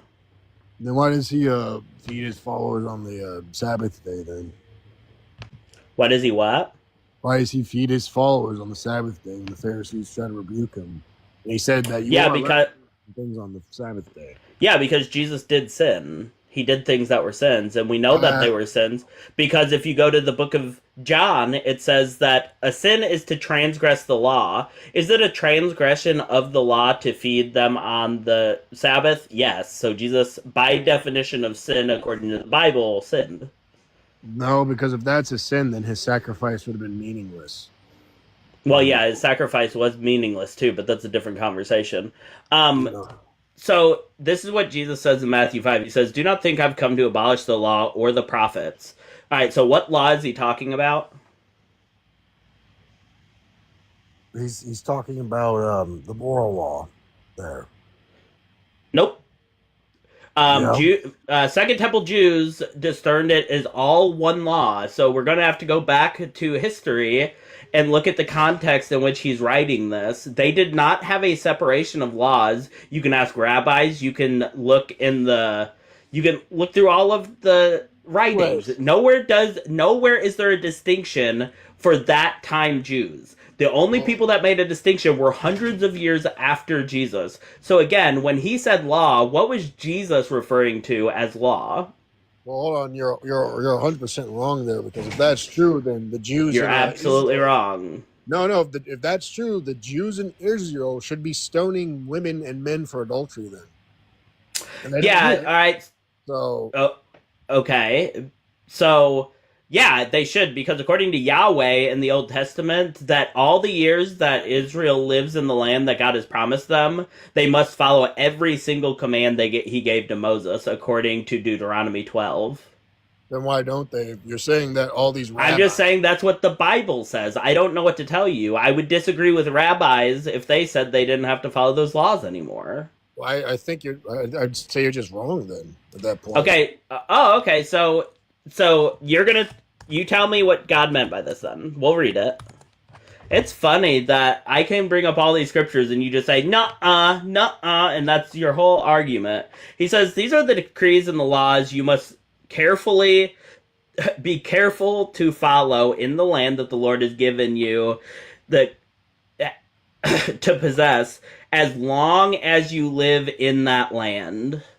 What does that mean other than as long as Israel lives in that land, they must follow all of these decrees? Well, what's the context behind this? This is God talking to Moses on Mount Sinai, giving him all of the laws about raping women in Deuteronomy 21, the laws about owning slaves in Deuteronomy. All of the abhorrent laws God gave, he says in chapter 12, they must follow all the days they live in that land. Okay.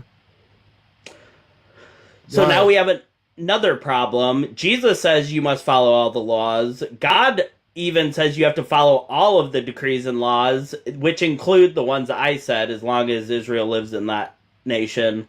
So, like, again, we're back. We just did a big circle, and we're back to the beginning of where you're just going to say nuh-uh, and we're going to move to another verse that proves what I'm saying true, and then you're just going to say nuh-uh again. I don't see this as being productive. Yeah, well, I keep telling you why, and you keep saying, no, that's not it. That's just a metaphor. I'm like, no, it's not the metaphor. I already explained to you how it's a metaphor. I showed you through the Bible how it was just a metaphor. Why would Peter later tell people that they couldn't eat certain meat if that was about him being able to eat any unclean meat?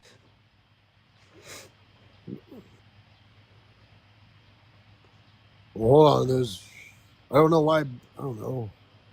That's what I'm saying, that clearly it was just a metaphor that the Gentiles could be saved now because they were considered unclean.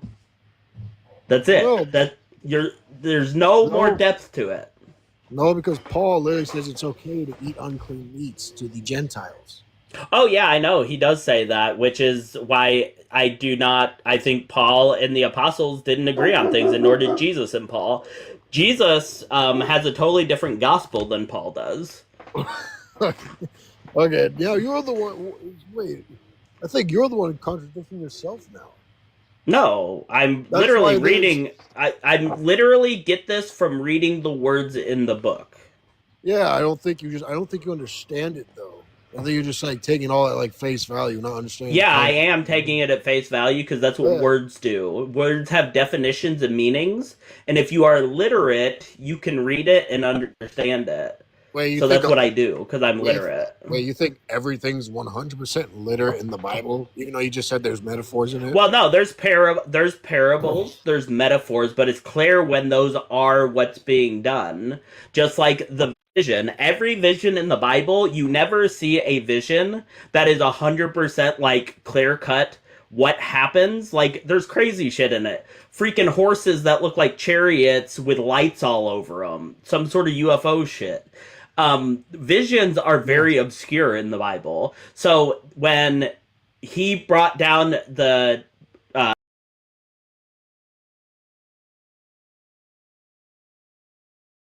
when it was a metaphor. We know this because all visions are metaphors in the Bible.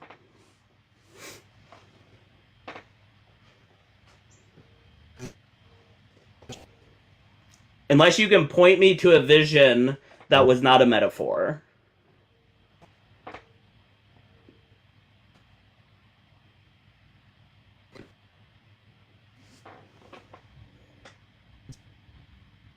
You need better internet connection, my friend. Right on. Well, another one came up and another one went down. The nuh-uhs get old real quick. The nuh-uh, and you can read them the book. You can read them the book, and it's just nuh-uh, nuh-uh, nuh-uh. It is exhausting, guys. It is... What's that? I said it is a weekday for the questions today. It is. Nobody really wants to engage. It's nuts. Well, let me check. Video Ninja. I do not see anybody in here. Oh, somebody is. No, that's just me. Let me see. I don't want camera. Usually that's not how it's set up though, but oh well. If you are in YouTube and you disagree with the background, go ahead and come up. Talk to me and M's here. That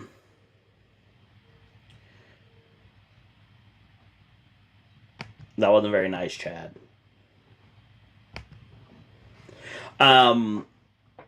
It's an idiom. Okay, that's better. That's better. It is an idiom. That's Darth's argument to me. It's idioms. That's why you don't understand them. You have to understand the idioms that the Jews don't even know.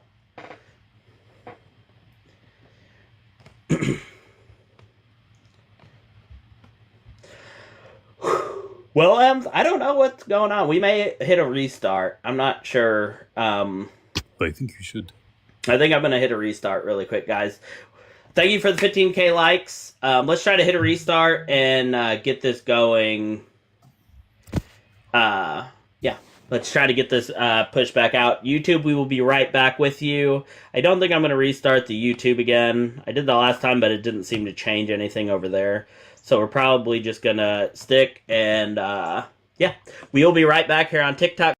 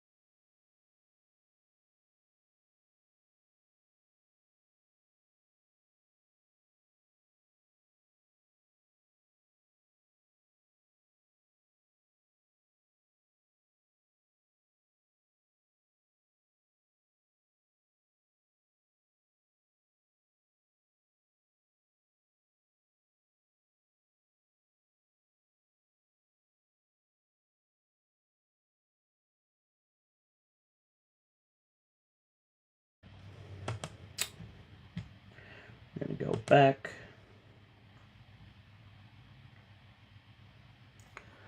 Here we go. We should be back up and going, fellas.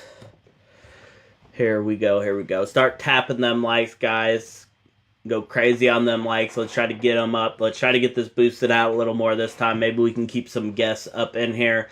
If you disagree with the prompt on YouTube, there is the link up there at the top of the chat where you can join the conversation as well. And over here on TikTok, you guys know how to join. You must be 18 or older, and we are just looking for ops unless I have talked to you prior and said that it was cool for you to join.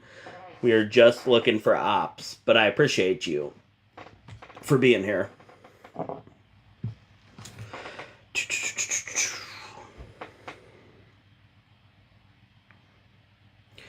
Rex, I'm sure the pastor will finish you off after you pray next time. You'll just have to come up during pastor and he'll definitely. Let's see, invites you to co-host. No, I'm sorry, I do not want to co-host with anybody, but I appreciate the invite, whoever that was. I haven't got one of those in a long time. Somebody like sending a co-host thing. Let's see here. Let's see. Let's make sure you're hitting that thumbs up over there on YouTube, guys. J. Cal, let's go. Thank you for the $5 super chat. Thank you so much. Let's see here. We've got Chill Guy, and then we'll bring up Jeremy Adams next. Chill Guy, what is your age, and are you a Christian? 18 a year. You're 18. What year were you born? 2006. Oh, right on. So, what is which topic did you want to talk about up there? Well, I mean, I could discuss these, but I'll just have a preferable topic that isn't on here. But I could discuss these if you want. What is the topic? And I'll let you know. Why do you have no morals at all? I do have morals. I believe in morals. I believe in morals the same way you believe in morals. But do you have objective morality or subjective morality? You have subjective morality. I have subjective morality. We all do. So if we have subjective morality, how do you determine what's truly right and wrong? Oh, we have evidence that points us in the direction of what subjective morals are the most objective that we can get. Yeah, so let's say someone says abortion is wrong and someone says abortion is right.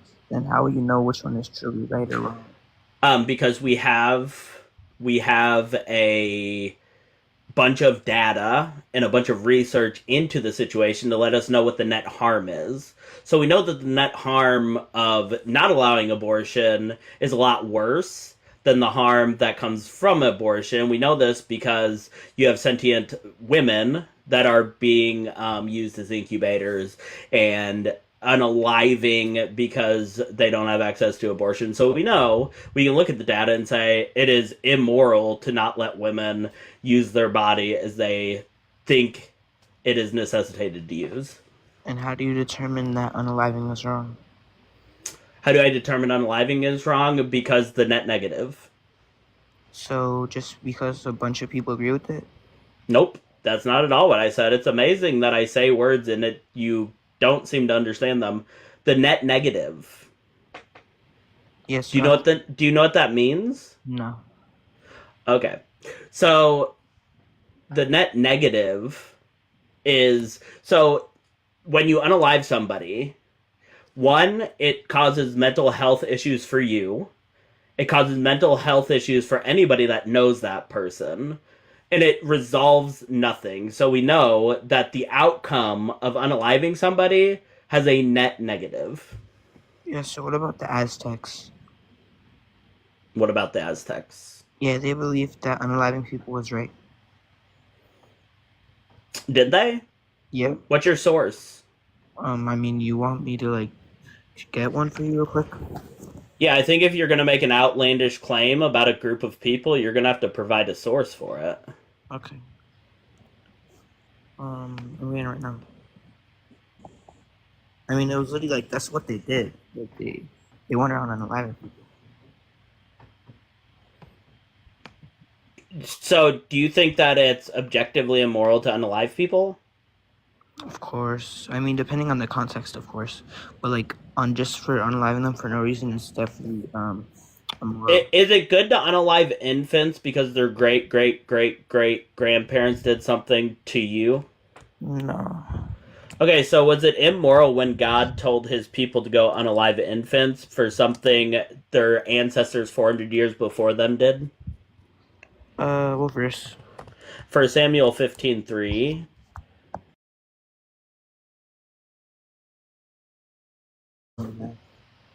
Yep.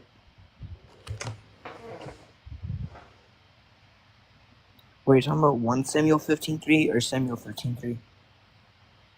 First, 1 Samuel 15:3. Okay.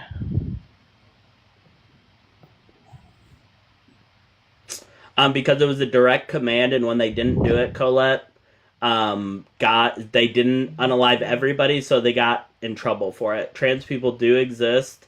If you're going to say transphobic shit in my chat, you will be removed. Okay. I'm not sure about this verse. I'll definitely look into it, but for as of now, I don't want to speak on the topic I'm not educated on.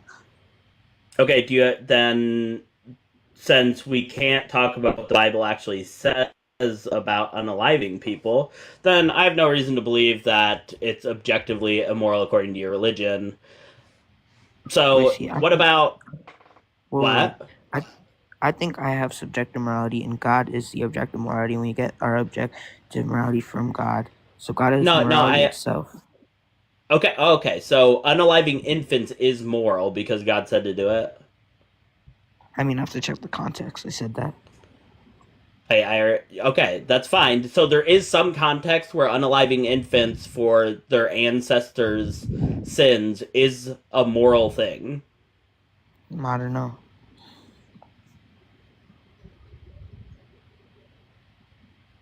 I said I don't know. Oh yeah, I heard you. Okay, well,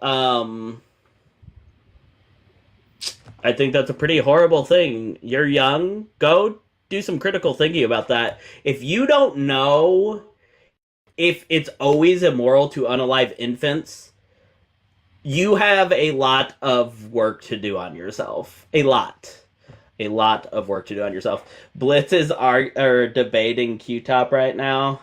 Oh, I would love to see that. Hopefully, I'm sure it'll be posted everywhere later. I would love to see it.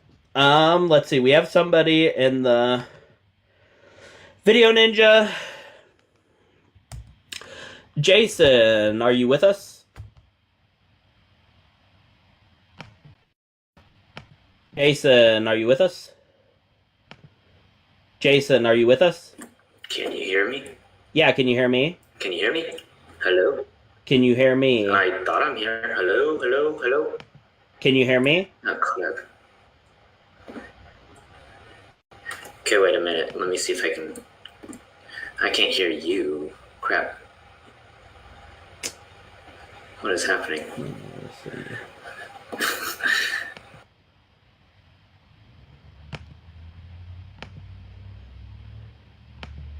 Hello.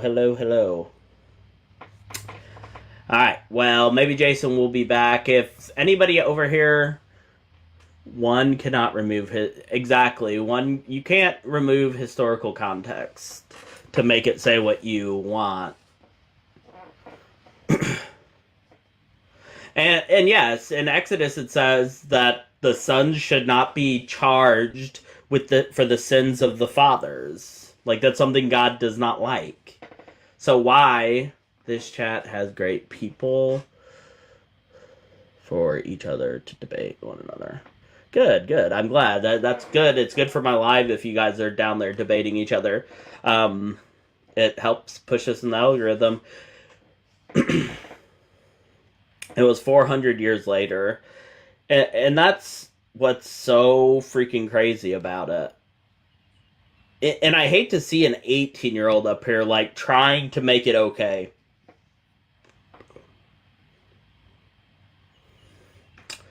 Yeah, I've ran that before, asking them if he thinks, like, well, actually, if much cruder, but yes, basically the same thing, but I moved away from it because I used to say it really crude-like, and some people did not think that it was quite right. So I kind of moved away from doing that. But yeah, I think that would be a good way to form it.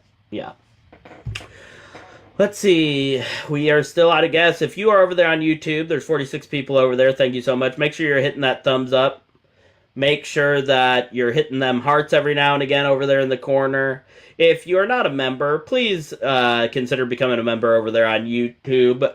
It does help me be able to make the content more, the more support I get. So if you could become a member, that's awesome. If you don't have the money to do it, I understand that. I'm not a member at very many people's channels, just a select few. So I get it. I get that too. Make sure you share out the live with people that you know on YouTube, because that will also help boost us out into the YouTube algorithm. Let's see what we got here. We got Jeremy Adams. I haven't seen Jeremy in quite some time. Jeremy, how are you? Hey, how you doing? How you been? I've been doing pretty good, pretty good. So, um, Yeah, any moving forward in nice. deconstruction or Yeah, quite a bit actually. Um, well, that's good awesome, news is man. I've been sober for about maybe a year and a half now. That is awesome, man. I'm glad to hear Yeah, that. no, yeah, and I had I surgery ever since. I've been recuperating from surgery and all that stuff. But yeah, yeah, I we've had a lot of good talks, Jeremy. I'm glad to see you around. I haven't seen you in a while, so it's nice to see you. yeah, like I said, I've been recovering from surgery, so I'm finally healed up from that. Right on, man. Right on. Well, did you have anything on the topic, or just coming up to say It's hey? like a little side topic because me and I didn't get a chance to go on the live, but me and someone was discussing, and you were discussing of the unenlivened children and Mm-hmm. all that stuff. And it seemed to be a topic of this one lady's conversations, and pretty much her thing is God is evil, and I know you don't believe in Mm-hmm. God and all that stuff. And I'm a Yep. Christian, but somewhat a Christian. Starting to kind of have a lot of questions.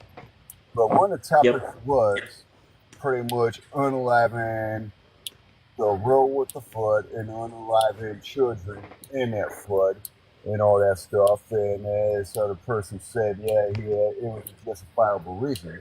And I wanted to get on there and say, okay, so what's the difference between God unaliving the whole entire creation and all that stuff, and then Schmittler unaliving millions and Yeah. millions of children? It's like, what's really the difference? And he couldn't come up with an answer. It's like it's basically the same thing. Yep. Yeah, So, for sure. I and agree with you.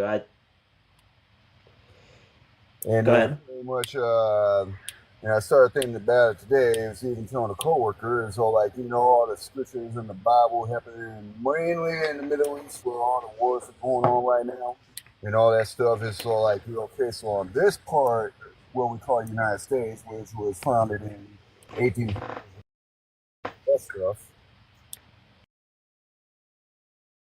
What was going on?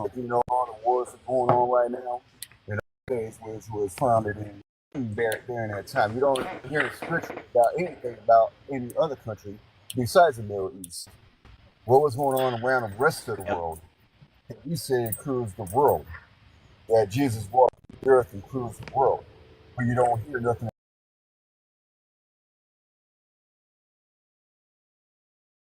It's like, yeah, why is that? So I'm just like, okay, that doesn't make any sense right there. He only talks about certain areas of the world, not the whole world. Yep.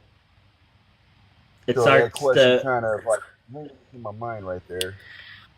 yeah, it starts to be like how much of this is all just cultural, like every other religion. And I'm just like, okay, because he doesn't speak about Asians, he doesn't speak about Japanese, he doesn't speak about other nationalities, African Americans and stuff like that. Nowhere in scripture where he talks about any of that stuff Yeah. of the biblical area. So it's all like, so what was on this side back then? Dinosaurs? Because there's proof of dinosaurs roaming the earth. It's like, Yep. so what was on the rest of the world then while all that was going on? Prehistoric times as along with biblical times or what? So, yeah, like I said, I am still a Christian, but like I said, just a lot of it don't make any sense. And I'm starting to think that with the Christian religion, all that stuff, a lot of it's bullshit. Yeah, and I think there's people that keep the religion and get rid of a lot of the mess of the religion because I think it can be helpful in certain situations and how certain people use it. That's why I'm not quite an anti-theist. I think that people that actively participate in the what I would call the business of religion is toxic. It's toxic and it hurts a lot of people. But there are ways that religions can be used to be helpful, in my opinion. So, I'm just glad to see that, like, the growth and everything, Jeremy. And like always, my DMs are open if you have any questions for me down the road. Always feel free to reach out to me, man. I do think about you every now and again, and I'm glad to see you here. You have a great night. And real quick, one more thing. Yep.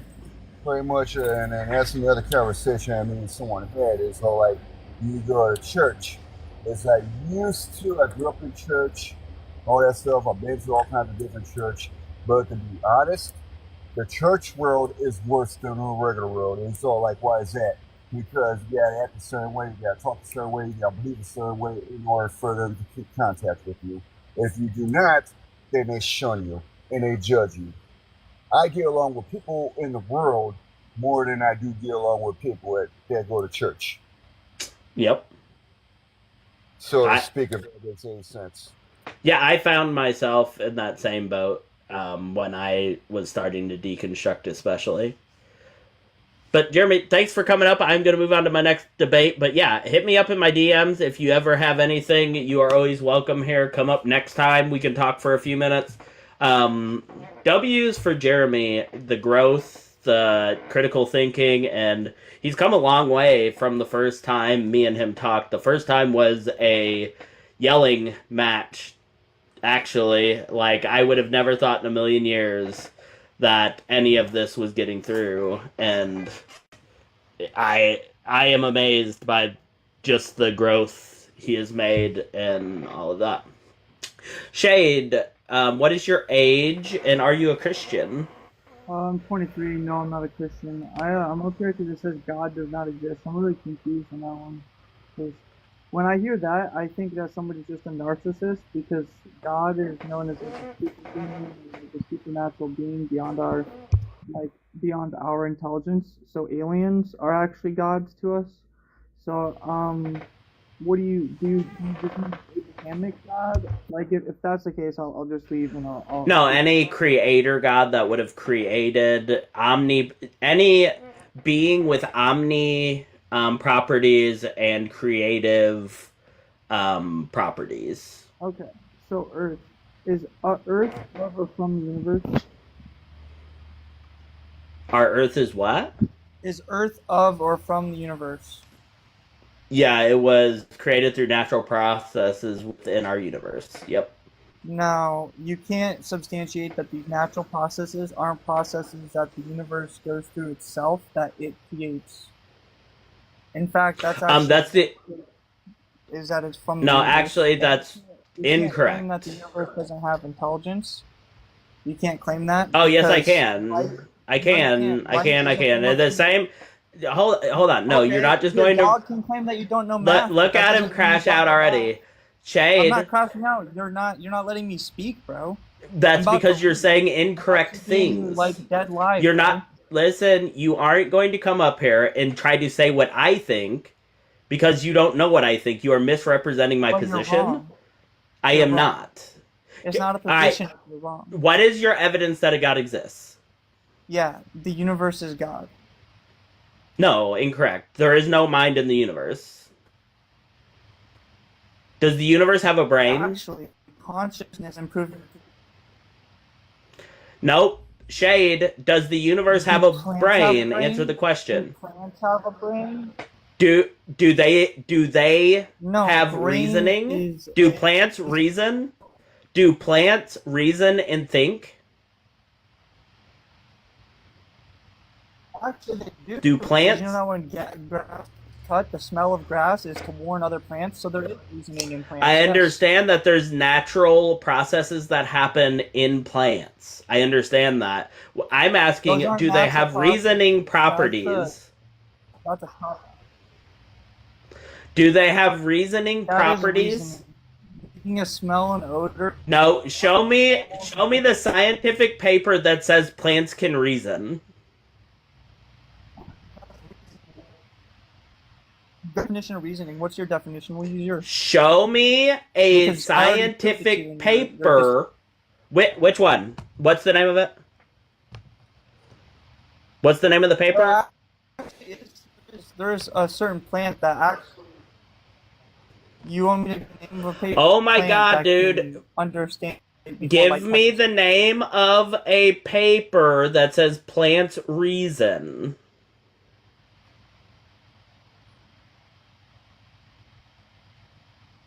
Is a plant if you're going to make outrageous, were we on plants? Are you? If you're going to, no, you're the one It's that. not an Okay, I'm gonna shut up. Okay, I did not drop you. You ran. All I did was mute you. Okay, so he came up here and crashed all the way out right off the bat. The funny thing is he came over and said he was not a theist. They come up here and make these most outrageous, outlandish claims, but we have no evidence that anything reasons or has cognitive abilities without a brain. We have no reason to believe that. There's no evidence of it. But they think they can just come up and say whatever they want, and they're not going to be request. You got to hit the little request down there at the bottom. Let me check Video Ninja first. Make sure Justin didn't come back. He did not. If you're over there on YouTube, up there at the top of the chat box, there is a pinned comment. You click on that, and you can come join the conversation over here on Video Ninja. You don't have to sign up for anything. It's just you comment and you put the name in, and you're here. You don't have to give email address or anything. Fairly simple to do. Yeah. Dude, we've had winners tonight. A group of winners. Layman is always disingenuous, so I expected that from him, but everybody else just like following suit is just fucking crazy. Satan has blinded the mind of the unbeliever. No, Tyrell, I can see just fine. The only people blind are those who have been indoctrinated by religion because the things they say are nonsense.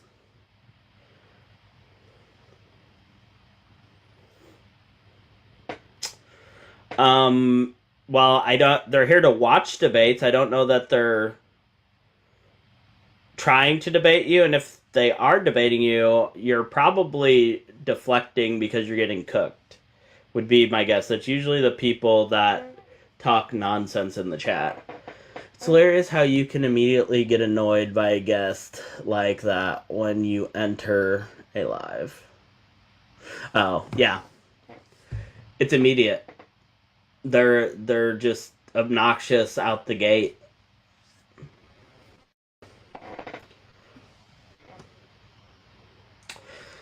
Guys, keep tapping them likes. Let's try to get them likes up. We've been live on this second live for quite some time now. Let's try to get them likes up to 10K as quick as possible. Share out the live. Do all them good things that you do for Joel and Mezzo and all them. And let's get this boosted out there. Over there on the YouTube, thank you so much for all you're doing over there. Hold on. By the way, can you convince me why God doesn't exist? I could get into Video Ninja and I will go through some syllogisms to show you that God does not exist. And we know that the most likely conclusion is that takes the least amount of leaps or needs the least amount of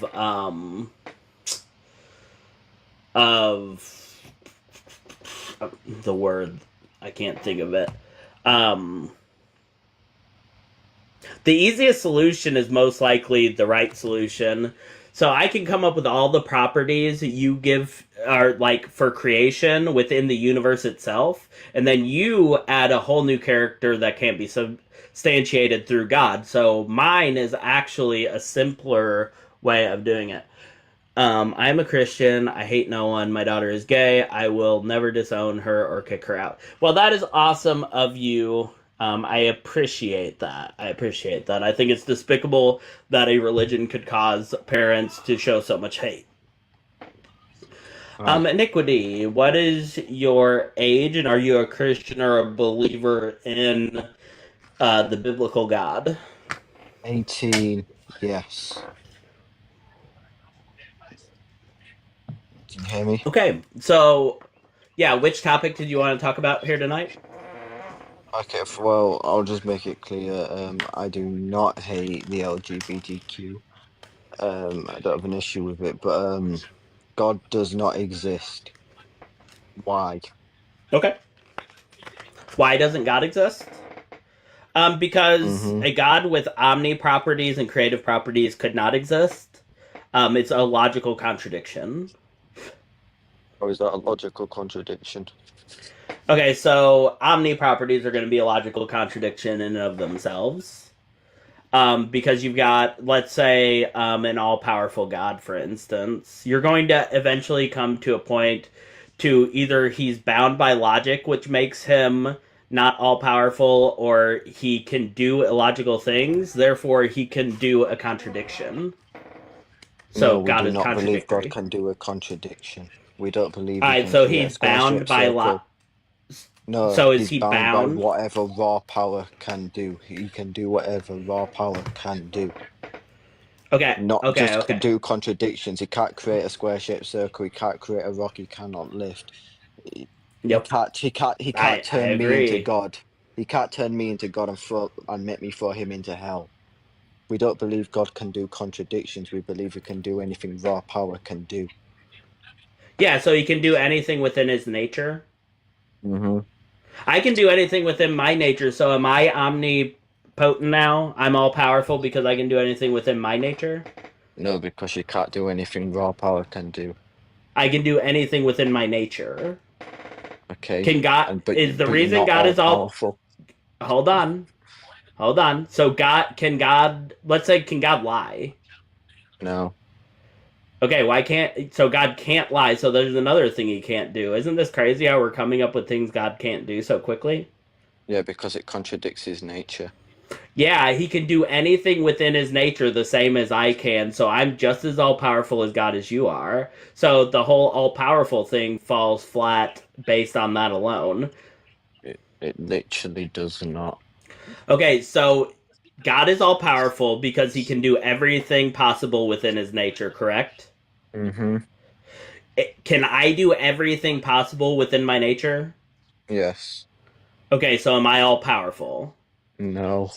So there's Because two we don't have a different divine nature. I don't care about that. That's not what we're talking about. We're talking about things that That's can do literally the entire things. thing we've been talking about. No, absolutely not. What you said was God can do all things within his nature. That's what makes him all powerful. I can do all things within my nature. So by your own definition of what all powerful is, I would also be all powerful. Is your nature divine? Is your nature That internal? has nothing to do with what we're talking about. We're talking about the definition of nature being is all contingent. powerful. We're talking about the definition of being all powerful. I know you want to run from that, but that's what we were talking about. We are literally, unless I'm confused, I'm pretty sure we've been on the. No, I think you're confused. No, I think you are lost. All right, so let's move on. All right. So is God all good? Mm-hmm. Is he a perfect creator? Mm, I'd say so. Okay, could God have made a different universe than the one he made? Mm-hmm. Alright, so if there was any so if God is all good, he created a world with unnecessary suffering in it, which would not be compatible with an all good God that had the ability to make other forms of the earth that would not have things like tornadoes, earthquakes, and things of that nature. So there cannot both be an all good God and one that created this earth as it is. Oh, poor baby. Poor baby. Do you not have an argument, so you're gonna go with No. I have an argument. I just wanted to say it because there's plenty of people who go through hard things that believe in God. But anyways, There's nothing about hard things. See, look at this. You don't have an argument. So, do you think that it's a good design that the Earth shakes randomly several times a year and kills hundreds and thousands of babies? No, but it's the Okay. result. Okay. So, hold on. Well, I'm gonna So, respond. but an all good God could your all good God have made a world without that? Yes. Okay. So he made something that has unnecessary suffering, but yet he's all good. That makes no sense. It's a contradiction. It is not, and let me explain. Okay, It's a you result go ahead. it's the result of living in a. Okay, so suffering. It is not a tornado killing a bunch of babies. No, God. I've literally No, not even finished that's not half true. of my point. Not even 10% of it. But that's not even true. Why do you guys always go to the fallen world? God created the world with tectonic plates, did he not? Because it's Was that not the original creation? Because it's a theological concept. Did God create the world with tectonic plates, yes or no? Yes. Alright, what causes earthquakes? Mountains, I believe. Mountain. Okay. I believe I could be. Or is it mountain? Okay. So mountains do not cause, but that was a good try. It is so that those are the worst arguments when they start off that way. Pretty good. How are you doing, BJ? What is your age, and are you a Christian? Yes, I am a Christian, and I am 15 years old. I mean, it's a bad age, but like I just want to have a conversation with you, and what the Bible says, if you don't mind. Say it one more time. What you said? I said I am 15, and I want to have an actual conversation with you. You're 15? Yes, sir. Yeah, you have to be 18 to come up on TikTok.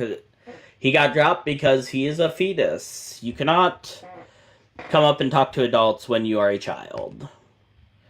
Alright, let's see. We have somebody over here on Video Ninja. We have Chico.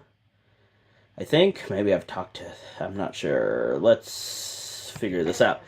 Chico, what is your age and are you a Christian? Chico.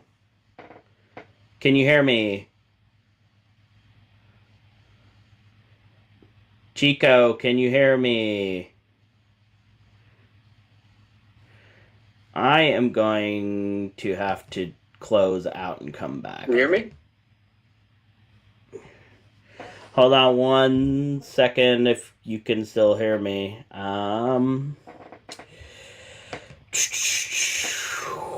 Having Video Ninja issues lately. It's kind of a newer problem I've been having.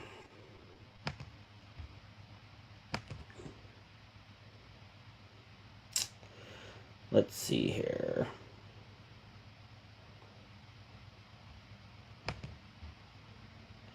Hello. Chico, can you hear me? Wow. Can you hear me now?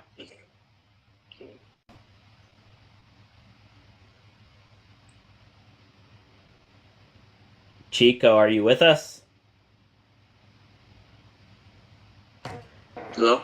Yeah, can you hear me? Yeah, I can hear you. Okay. What's your age and are you a Christian? Yeah, what is your best evidence that God exists, other than personal experience that can't be verified? I can hear you. Yeah. Okay.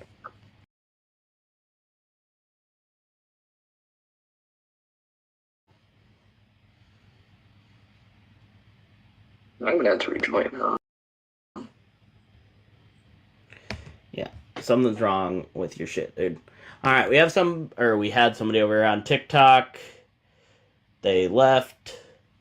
If you disagree with the prompt, go ahead and guest up either on TikTok or on Video Ninja from the YouTube. It is up there at the top of the chat on YouTube. Just click on it. All you gotta do is make a name. You don't have to enter your email or anything else about yourself, and you will be right in on the conversation.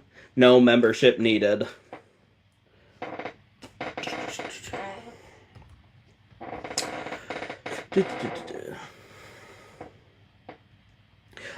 My chair's creaky tonight. I'll have to spray it with some WD-40 or something. Thank you guys. Let's try to get to 10K by the turn of the hour, guys. We really need to get these likes up, share out the live, do all them good things that you do for so many other creators. We really need to get these likes up, shares up. We've been live for 3 hours now, or no, 2 hours and 15 minutes, and between the two lives we have 20,000 likes. So we really need to get them likes up.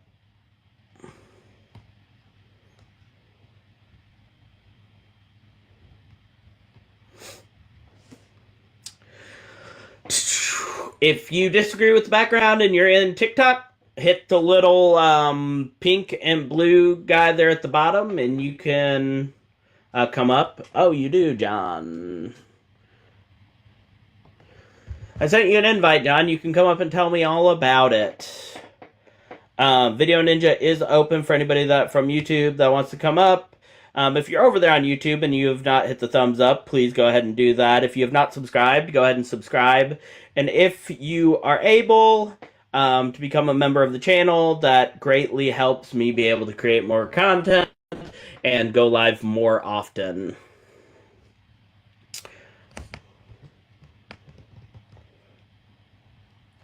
Let's see. Christ Warrior. Hello. Hello, how old are you? 21, sir. When were you born? 2003. Okay. So what? Wait. Sorry, host. Do you want me to give my my month? Because sometimes when I give my month, people don't believe it. So, if you want to, no, you're just to clarify. No, you're fine. You just had the really young profile pic, so I was just trying to make sure. No, I'm so serious. I'm 21, but so sometimes when I give my month, people don't believe it. So, if you want, I kind of take that as a compliment. I appreciate it. Are you a Christian? Yes, sir. Right on. So, which of the topics did you want to talk about? God does not exist. Okay, so do you have any evidence outside of personal experience that cannot be verified to show that God exists? I mean, I would say countless reports or people that come together and say that. Okay, so one point that I did want to bring up is, do you believe in like mass hallucination? Yep. Oh, okay. So people can all be in the same place and hallucinate about something spiritually? Yeah, because, like, would you agree that when I think it was 15,000 people saw the vision of Muhammad, in, I think it was Turkey, do you think that they were hallucinating or they really saw a vision of Muhammad? I believe they did see the vision of Muhammad. So you think that gives credence to Islam being true? No, sir, I don't. Because the whole point of it is that we believe, sorry, trying to clarify. The angel Gabriel apparently came and saw Muhammad. Mm-hmm. But based off of that, we don't believe that to be true because we believe the angel Gabriel would not contradict God. So because they have the vision doesn't mean that it's true. Okay, so anything you give me with a vision, I'm just going to say the same thing. Well, you could, but the reason you can't necessarily do that with the Christian belief is because the Islam belief base comes from our base. Yeah, you come from Judaism base, so I can negate you based on the fact that you come from Judaism. But we can still claim the same. No. See how that? Yes, it's the same thing. It is the same exact thing. So that is not a basis in which you can discredit something unless you want to be discredited by the same criteria. Wait, I'm sorry. I was looking. What'd you say? All right, so It's not your criteria. criteria. It's the right? same criteria. Yep. Do you believe that Judaism is true? I would say they're more stuck up in the past. Yes. All right, so do you think that Jesus was a building upon the Old Testament? A building upon the Old Testament? Yep. No. Oh, okay. So it wasn't a new covenant because the old covenant was just a type and shadow of Jesus. It wasn't a building upon that. Well, maybe clarify a little. Okay, so was Jesus, okay, so you have the Old Testament, which is the law, which the New Testament says was a type and shadow of what was to come, the new covenant, right? So the New Testament is a building upon the Old Testament, correct? Yeah, I would agree. Yeah. Okay, so the Old Testament would be the writings for Judaism, correct? Yes. So the Christian belief, which comes primarily from the New Testament, is a building upon Judaism, just like I said. Yeah.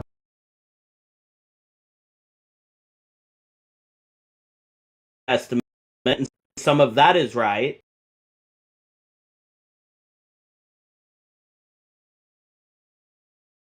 Right, but you throw out all the other writings in the Talmud and everything else. So you do the same exact thing that the Muslims Testament and Muslims Christian. I would argue that it is a difference, but You're gonna have to name. You're gonna have to give me the distinction. Yeah, like all the ones you just said yourself. Like you said, how Muslims can bring out certain verses from the Bible and hold as what is true, and you're claiming that we do the same when it comes to Judaism. So yeah, because you throw out a lot of Jewish books. Yeah. You throw out a lot of Jewish books that are written in the same time period that have to do with Judaism. Who is okay. Well, I think we got a little more to an understanding now. So with this whole topic, where does that fall in line that God does not exist? Oh, God, I was going down your line of thinking. That you brought us to where we just were, not me. Oh, you questioned me and I answered. No, yes, because you were talking to me about miracles, which led me to asking you if miracles for Islam means that the Muslim faith is true. You said no, and I said then I can dismiss you based on the same thing. And then you went down the other rabbit hole of them just piggybacking off of Christianity, and I said, well, Christianity. So I was just showing you that your logic was flawed and it could not be used to discredit Muslims unless you want it used against yourself. Okay, but do you see the problem that you just did though? Because now Nope. you admitted, now you're admitting what you wanted me to touch up on, the distinction difference. There is no difference. But you just did, because you admitted that Islam does it as well. Yes, Islam and Christianity both piggybacked off of a different religion.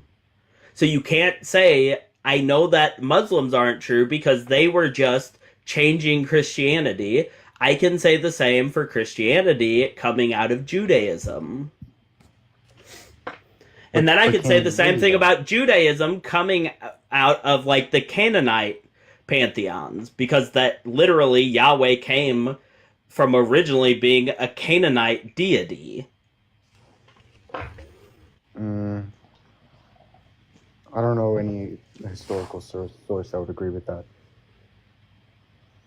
No, every historical source will agree with that. Any scholarly work will agree with that. In fact, I'll pull some up. Would you like me to? Sure. Yeah.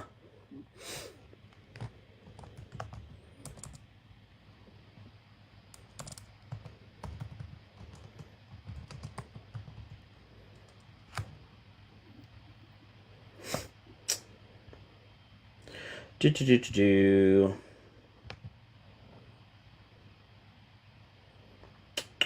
What is this? Let me see. World Encyclopedia. Scholars believe Yahweh was originally a lesser deity in the Canaanite pantheon. All right, let's see what. Let's see another. Oh, here's one. Discourse on Minerva, and it says the issue with the Israelite god is that it has a close relationship with the Canaanite gods, which came first, which consisted of the main god of the Israelites, Yahweh. Okay, so are you? So what part of my argument are you trying to refute?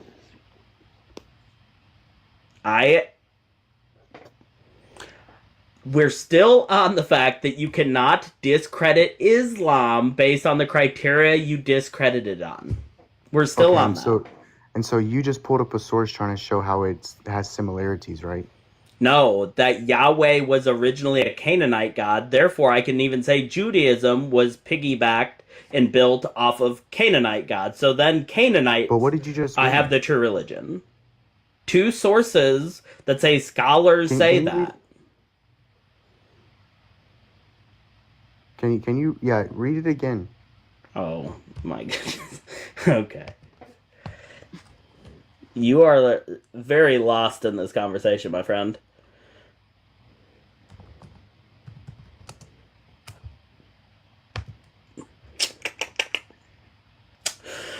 All right, World History Encyclopedia says that scholars believe that Yahweh is originally a lesser deity that comes from the Canaanite pantheon.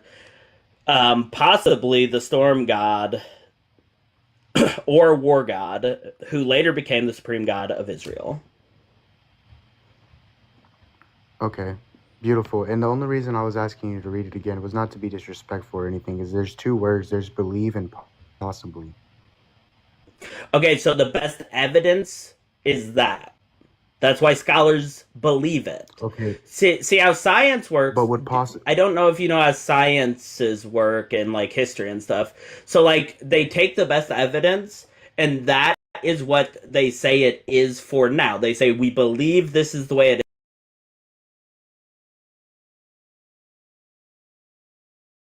is. But if something shows up later that changes it, then it will change because science isn't like religion and says things that.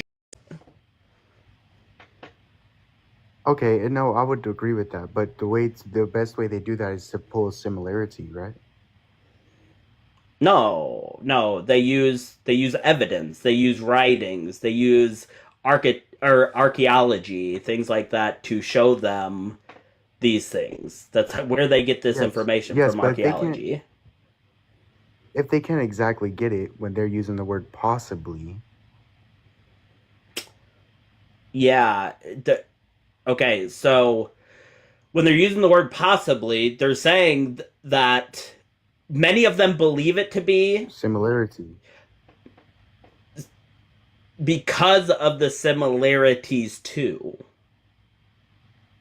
Okay, so all of the evidence they have show that Yahweh was more than likely a Canaanite deity based on the evidence. Okay, he's gone. Oh my gosh, a whole lot of talking for nothing. He literally, like, accused me of, like, derailing the conversation, and I was literally answering all of his points, and then he'd be like, what are we even talking about? Yes. Yes.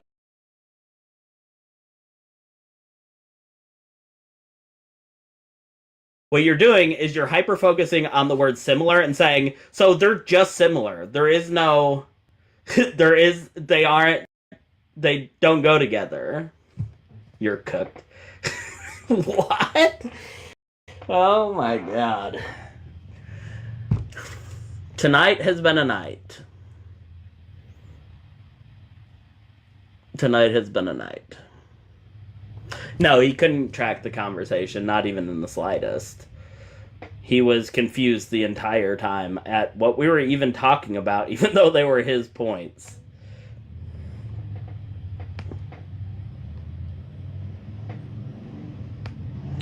Alright, let's see if we have any guests back over on the Video Ninja. We may. Alright, let's try this again. Chico, can you hear me now? If you're talking, I cannot hear you. Just 1 second. Alright, there we go. Can you hear me now? Yeah, I can hear you. Right on. What is your age, and are you a Christian?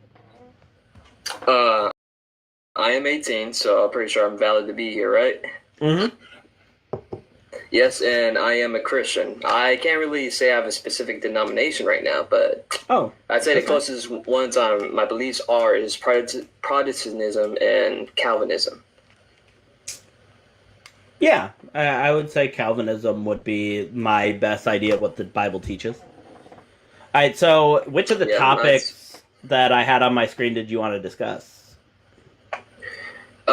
So I asked a question if you could convince me why God doesn't exist. Oh, and what yeah. the evidence for that is.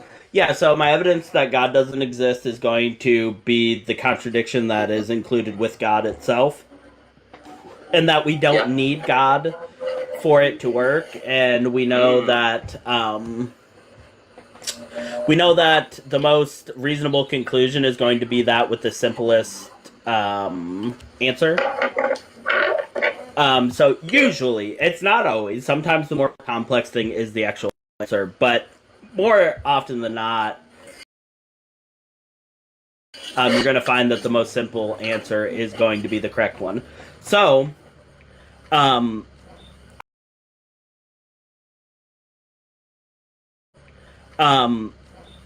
quantity of God, therefore, God is just an addition to what we already know exists that we can verify. Therefore, based on that, I would say that a naturalist viewpoint makes the most sense because it's the simplest answer. I gotcha. So that's a likely thing. It's not entirely objective, right? Yeah, that's not objective. I don't think anything can be proven objectively. Yeah, exactly. That's what I'm saying. I usually go on that point. Like an atheist has used that against me, but refuted it. Basically, we can't really, because I know you're a smart man, clearly from what I've seen, and yeah, hilariously, sadly, some Christians couldn't defend their faith against, I guess, your wisdom and such. So what I would say is that even if you're wise and all that, you still, even yourself will know you can't objectively prove something, right? We will need something else that's objective itself to prove something. And plus, can you tell me more about the God himself contradicting himself and why we don't need God? Because I heard your point about we can come to the same conclusion without God. Yep. But that doesn't really refute God. It more supports it in what I Yeah, it just makes it. From my perspective, is it. It just makes it, it just points out that the simpler explanation would be without God. Therefore, it's more likely that there's not a necessity for God, which makes it more likely that there is no God. But that's just a likely type scenario. So, the reason I would refute God is let's first go with the definition of God. So, do you think that God has omni properties? Omni properties. Can you explain that to me? Because I'm a simple-minded person, so all good, all powerful, all knowing. So all good. Do you mean he is good to every single person? No, all good as in every.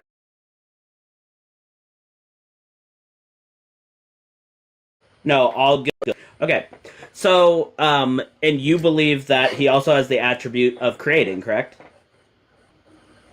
Oh yeah, he can create not whatever he wants, because whatever he wants is according to his nature, right? According to his basically his being. Yep. Okay, so we'll get to that in a minute. So let's say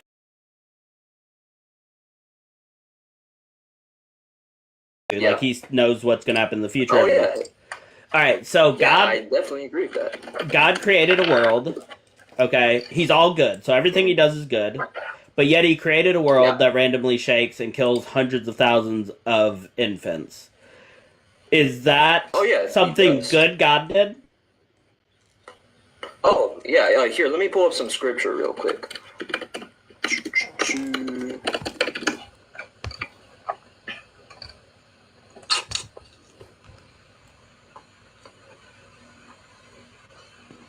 I think it was 1 Samuel chapter 6.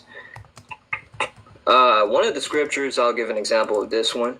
So you shall make likeness of your tumors, your likeness of your mice, that bring the land to ruin, and you shall give glory to the God of Israel. Perhaps he will ease his hand from you, your gods, and your land, right? There's another verse that goes on saying And that that's this is good? glorious. Yeah, that is good. One thing we believe in Christianity. Yeah, I understand that, but you're gonna have to show me by what standard that is good. All right, yeah, I got you. That's why. Psalm chapter 53. Can you go to that, or should I read it to you? Yeah, you can read it. All right, so basically, it's a very short chapter. Don't worry, it has like 6 verses. The wicked fool says in his heart, there is no God. They corruptly commit abominable injustice. There is no one who does good. So Christianity is saying that there is no absolutely good person at all, except for, God. Well, that's just a contradiction in the Bible. Upon, That's a contradiction in the Bible. Really? Yeah, there's several people that God says was completely blameless, and according to the law, completely righteous. Does it say they're good? All right, so yeah, a righteous person and a blameless person isn't a good person, because the only reason they're blameless and righteous is because of God. And so, if you want to get to that, like it's a contradiction, no, because those were different times. We can go to Romans chapter 9, right? So it's not up to you to be a good person.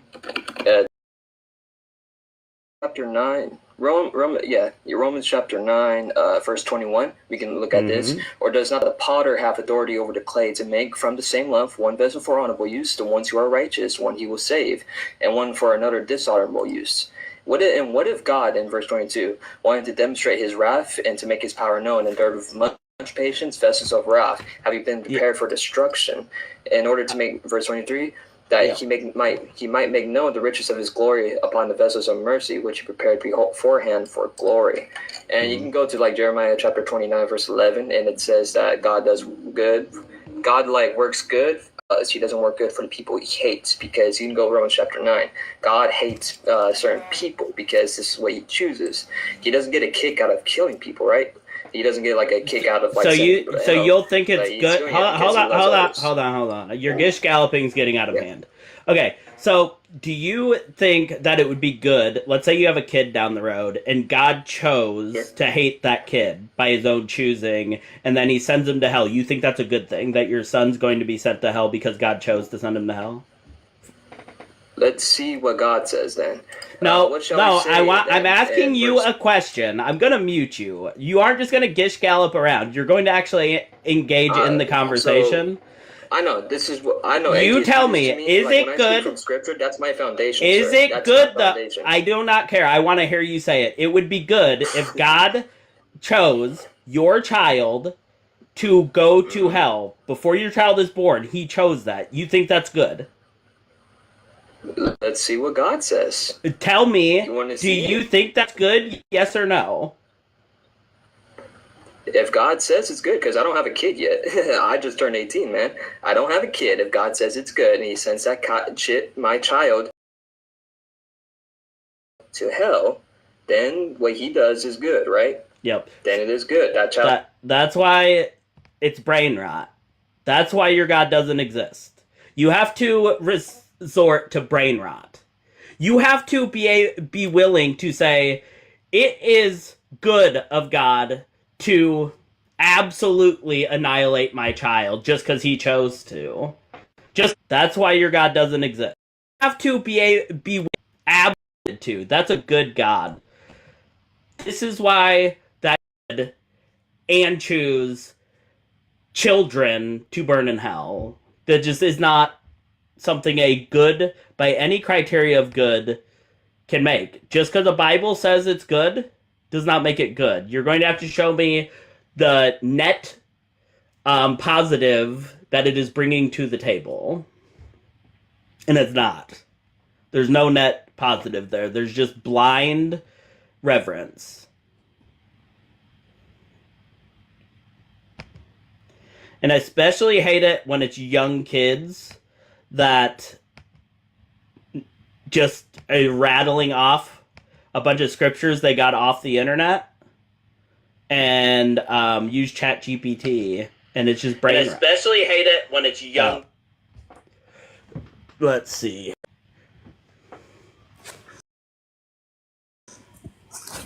Yo, hello.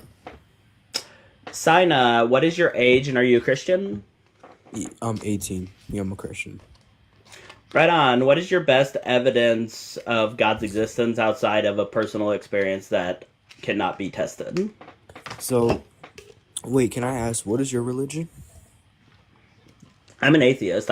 God does not exist. Okay, so, have you read the Bible? Mm-hmm.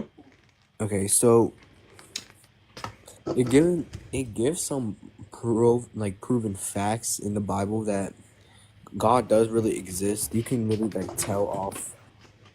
you can really tell what it's talking about. I mean, not everybody obviously believes that. Okay, so what about where the Bible says things that are factually untrue? Does that prove God doesn't exist? Okay, but it doesn't say that though. Yeah, it does. God himself says it according to Leviticus 11. Do you know what cud is? Cut? Cud. C-U-D.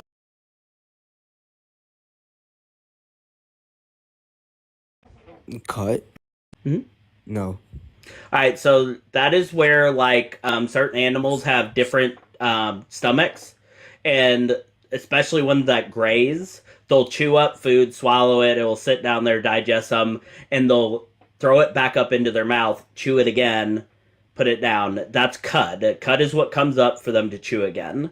God, the God of the Bible, said the rock badger, also known as the hyrax,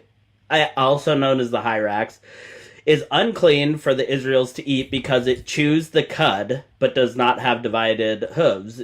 The problem with this is science has shown that they can't even vomit. They lack the resource to regurgitate. So they could not possibly chew cud. So why does God, who created everything, think that an animal that can't chew cud chews cud? Well, firstly, I think that God believes that because he made that, so I don't think he would go against his own creation. I mean, most people are gonna. That's my point. Most people are gonna say. So, cud, like you were talking about the chewing, and then like you said, like chewing it again, like bringing it out. Mm-hmm. Or how is okay? So, rock badgers cannot do that, and God said they can, and they do. Can you explain to me why God was wrong about this? He gone. No, we cannot. I don't think he was really 18 anyway. I was even getting ready to ask him his age because I'm pretty sure he was too young to be up here. I heard Blitz was arguing with Q-Top earlier. Really? Awesome. Yeah, I was live when it was happening. I wish I would have been able to see it. Me too. I've seen them debate before, and it's always like Q-Top acts like he wins at the end, and it's quite clear he didn't. Like every time Q-Top will start yelling debates and preaching at the end, and being. It was complicated. Blitz just got off. Q-Top claimed victory. Yep, that's what he does every time. Every time. Q-Top. Well, I totally cooked Ian tonight. I cooked Ian. Yeah, I won't have Q-Top on my channel. He has tried to request up several times. He will not ever be on this channel. No. Unless it's to come up and give an apology to the world. But, so you and Ian had a good time. I was there for the first hour, and it was fun from what I saw. Yeah, it was a lot of fun. I really enjoyed getting to know him. It was really nice. Yeah, I like Ian. Ian seems like a cool kid. I'm sorry, am I hard to hear? I put my headphones back. It's probably hard to hear me when I do that. Yeah, he has done that too. Came up on my live and I kicked him because he was on a different. It was awesome. It was amazing. Let's see I'm here. sorry, I'm getting dinner right now because I haven't had a chance to eat yet. So Oh, you're I'm fine. getting dinner You're fine. for me and Doug. You're here. You're here. Guys, please keep tapping that screen. We have been live for 3 hours now, and we are still literally only at 30,000 likes. That's not good. Please, tap the likes, share out the live, do all them good things you do. Yeah, let me handle this for you, boss. Let me handle this for you. What are we at 16,000 likes for? Get to tapping the screen right now. If we don't get the likes up to 30,000 in the next 15 minutes, the comments are going off. Also, Joyful has a gift goal of the hats with the mustaches. Let's. What are you doing? You are subscribed to Netflix, Hulu, Paramount Plus, and the Disney Channel, and you don't watch any of them because you're here 24 hours a day, 7 days a week, 365 days out of the year. Johnny, if nobody cares, you can leave. Then put one in the chat if you care. If you care what I'm saying right now, put a 1 in the chat if you care what I'm saying right now. Because Johnny doesn't care. Oh, look, there's somebody who cares, Johnny. Oh, there's another one, Johnny. Oh, look at all that, Johnny. Apparently people care, Johnny. Anyway, if you would like to subscribe, it's less than a cup of coffee a month. And, we give you great debates here. Joyful is so knowledgeable. You're getting so much more bang for your buck than the Disney Channel. So, well, we don't care if you care, Johnny, because we don't care about you. That's okay. What everyone else. Johnny, did you need attention tonight? Hey, Kelly. Nice to Johnny see you. needed I haven't attention. seen Kelly in a minute. I don't see Kelly around there as often anymore. Glad to see you, Kelly. We have good faces in the chat. We have Joel Reads Bible. Justin's in the chat. We have BattleBot. Thinker of Thoughts has been here like all night, supporting the live. We got Cyber. So many good faces out there. Fallen's been here most night. We always have such a good... Our main group is just people.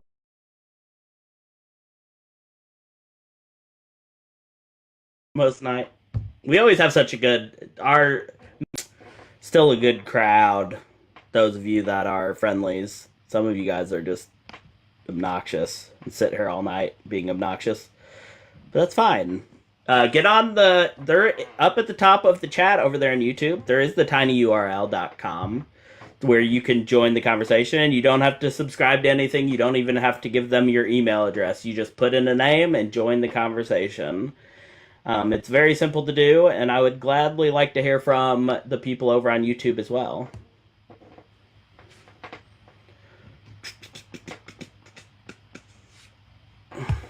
Rex has been complaining for pastor all night. I don't think I'm going to do a pastor tonight, but I may squeeze one in Monday evening after late night.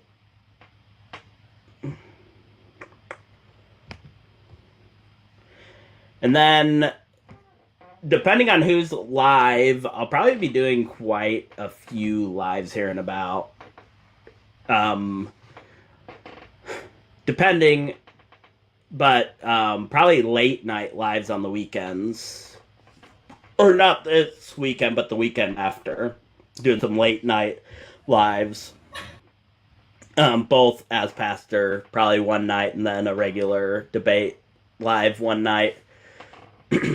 Holly's going to be out of town, and why not do some late night living when I got the time to. That sounds fun. Hey, if you're a Christian or a believer of the God of the Bible, why do you hate the LGBTQIA? And did you know God does not exist? Just put that out there. Slip in the little box if you disagree with, or if you hate LGBTQIA, or if you think God does exist and you want to prove it. Rob, all you have to do if you want me to answer your questions is go to the tagged thing, the tagged comment. It says tiny URL. You click on that.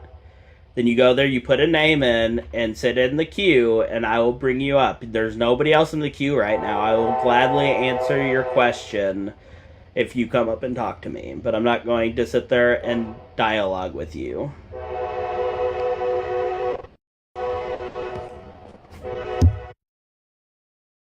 Joyful, I haven't had you here all night, so I'm going to take a break. That's exactly why I need to take a break. But I'm going to take a quick break now that you are here. They are. Okay, I you don't do want that. people to see it. I know you don't. Hey, you guys, what should we talk?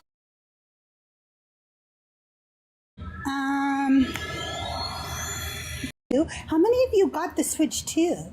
I didn't get it yet. Benny was supposed to help me with that, and then Seth liked it and help me with that, and then state of affairs. But anyway, do you guys have the Switch 2? Do you like the Switch 2? Do you play Zelda? Do you guys play video games? What's going on?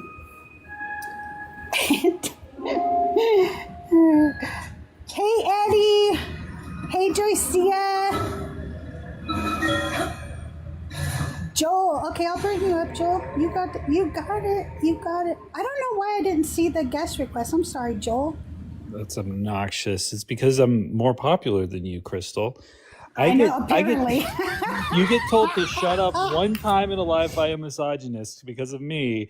And, well, actually, I don't think me is a misogynist, but, yeah, so I was in that Q-Top live with Blitz, and there was an argument that Blitz was running that I do not understand. I could not, for the life of me, tell you what. Really? But it took a really long time, and then Q-Top thought he won. But the thing is that, like, if you have the presuppositional apologetics on your side, you can always just, like, defer to that, you know, because it doesn't mean anything. But it's like, but you can't know anything without God. Game over. So you can never win. Checkmate, atheist. Yeah.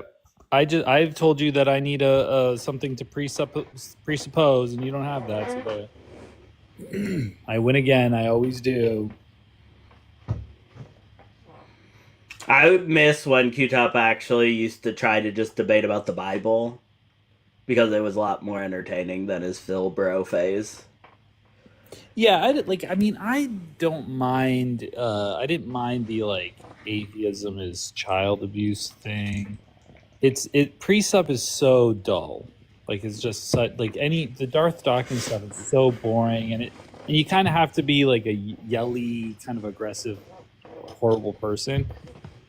So I hate that. So you're saying I could do it? Oh yeah, Crystal. If you wanted to get some atheist presup argument going, and just be like, if you're gonna talk over me, sorry, I didn't mean to talk over you. Yeah, he's a Calvinist. He has no goal. He's a Calvinist piece of shit. That's all he is. He's a scammer. Like he's definitely like just trying to get paid. Yeah, he's a grift. Yeah, this is a grift, and it sucks when people like believe in him, and you can hear like he's always asking for more and more money, and stuff like that. Have you heard his rap? Yeah, his rap. I think it's for good. A second. Is it good? No, it's horrible. No, have you seen the video with the girl? And oh my god, it's so horrible. I'm pretty sure she's like 15 too. She looks like she's like 15 years old. Seriously.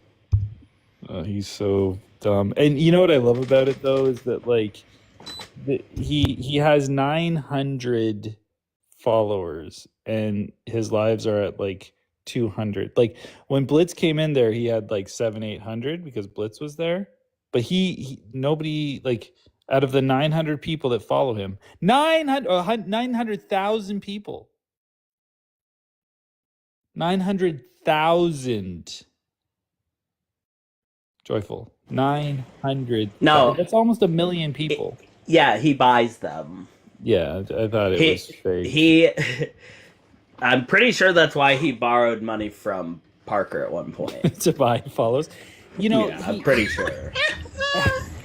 He was doing better. Like in like when I first kind of found this debate space, and I was watching a lot of Parker, and I don't know if you remember Moshe, the Muslim guy. He was doing like God doesn't exist. I'll give you $1,000. Oh yeah.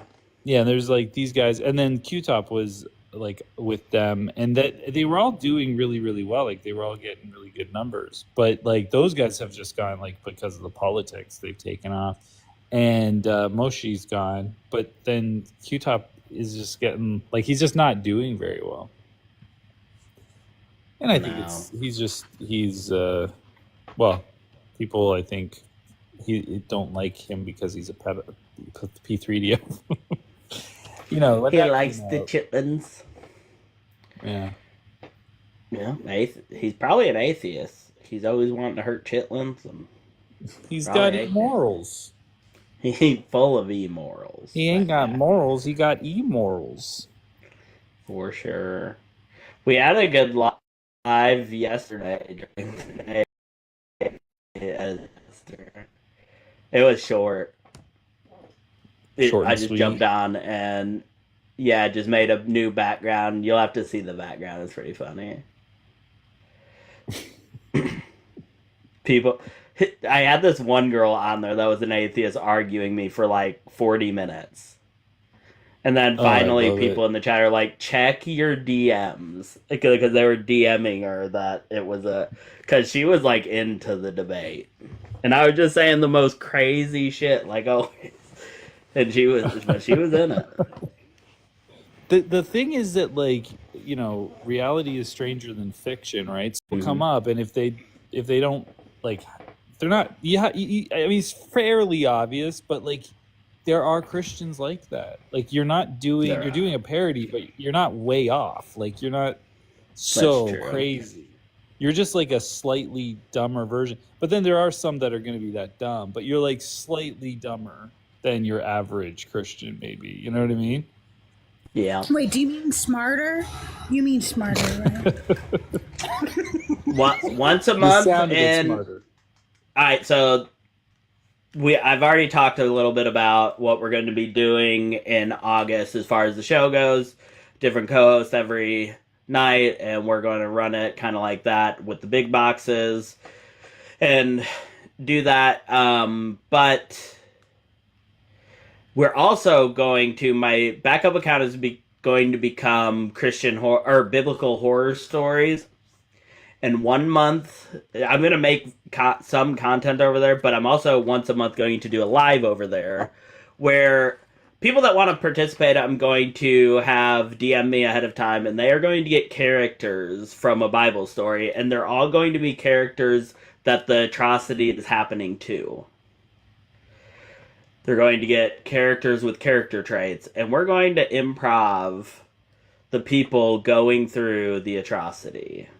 Oh, that's interesting. Yeah, like I was talking about that time where Zipporah has to save Moses from God. Right. And I want to play the foreskin. Okay, that's perfect.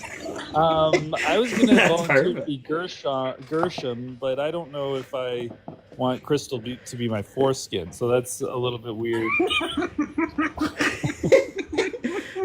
So I whop Crystal from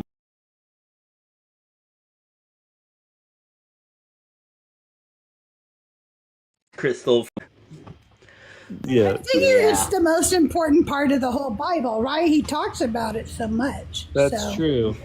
You know, it's so funny. I was that. reading. Now, of course, I have a weird I have a weird translation that like I don't know if it always is like super accurate. I'm reading the WEB and it gets me in it's gotten me in trouble a couple times. But in that I've like assumed something and then it's just not true.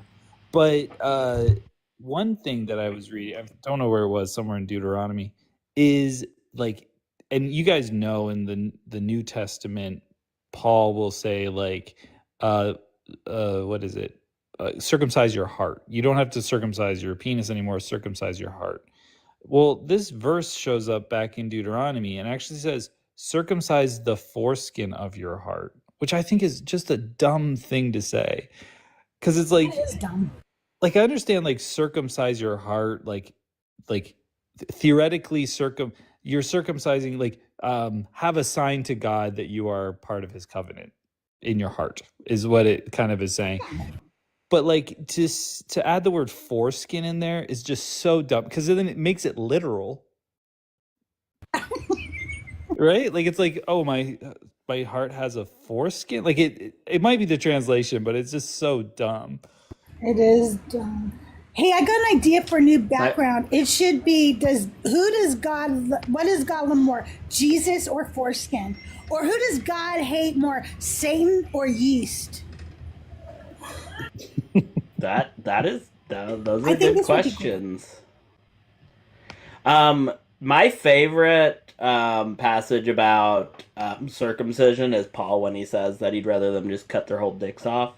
Oh yeah, that's. I always loved that, even as a Christian.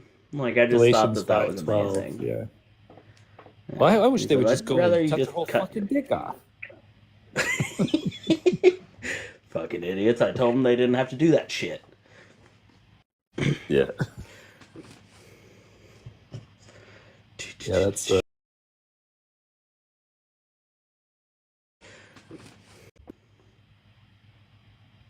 Yeah, any Christian in the audience that wants to yell at me. I think Preston's right. I think. Yeah, like I mean the Philemon thing. You know, and every. You know, and every time, like I'm just gonna be single.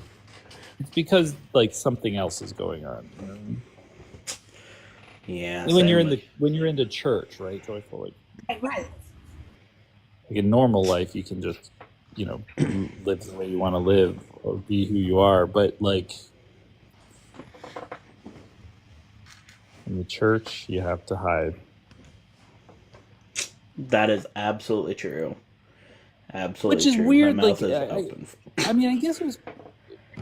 The whole like I guess the culture was probably bigoted back then entirely, right? Like, so like you wonder if he was closeted, if he could have just like written in, like if he existed, if he could have just written in like, and it's okay to love another man as a man,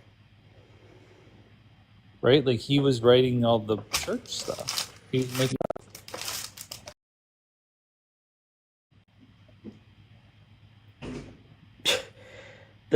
This Terran person over there on YouTube has been just yapping this whole time, and now they're saying you're cooked, and I have not interacted with like anything they've said. I don't even know what they've been saying. I just know they've been yapping.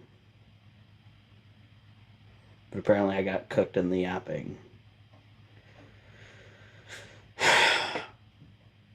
Oh, Crystal, you missed. You remember Jeremy? The guy that who first, when he came up here, used to yell at me every time he came up. Yes. And now, and then a few months ago, he said how he was been sitting back and watching my lives, and he was starting to deconstruct or whatever. He came up tonight. How did it go? And just he said he's still a Christian, but he thinks most of it's just bullshit, and just. It's crazy the change that has been made in that dude. It's crazy. Right? When he first came up, he just cussed me out every time he'd come up. It was crazy. And I think that a lot of times that anger is because inside people are deconstructing, but they're angry at themselves. They're angry at the message. They're angry about it all, and so they take it out on us, or they take it out on people when they go up on these lives because they let it out on us. You know what I mean? Like, I know that I felt angry when I was figuring out that it was a bunch of bullshit. That made me angry. Yep. That the entire world would be in on this bullshit is just like, it makes you mad. If you like hold Christianity as your identity, and somebody starts stripping away your identity, it's gonna hurt. Like, it's gonna physically hurt you. They're attacking who you are. You know what I mean? Or who you think you are, or whatever. And that hurts. That's gonna suck. So of course they're gonna be angry.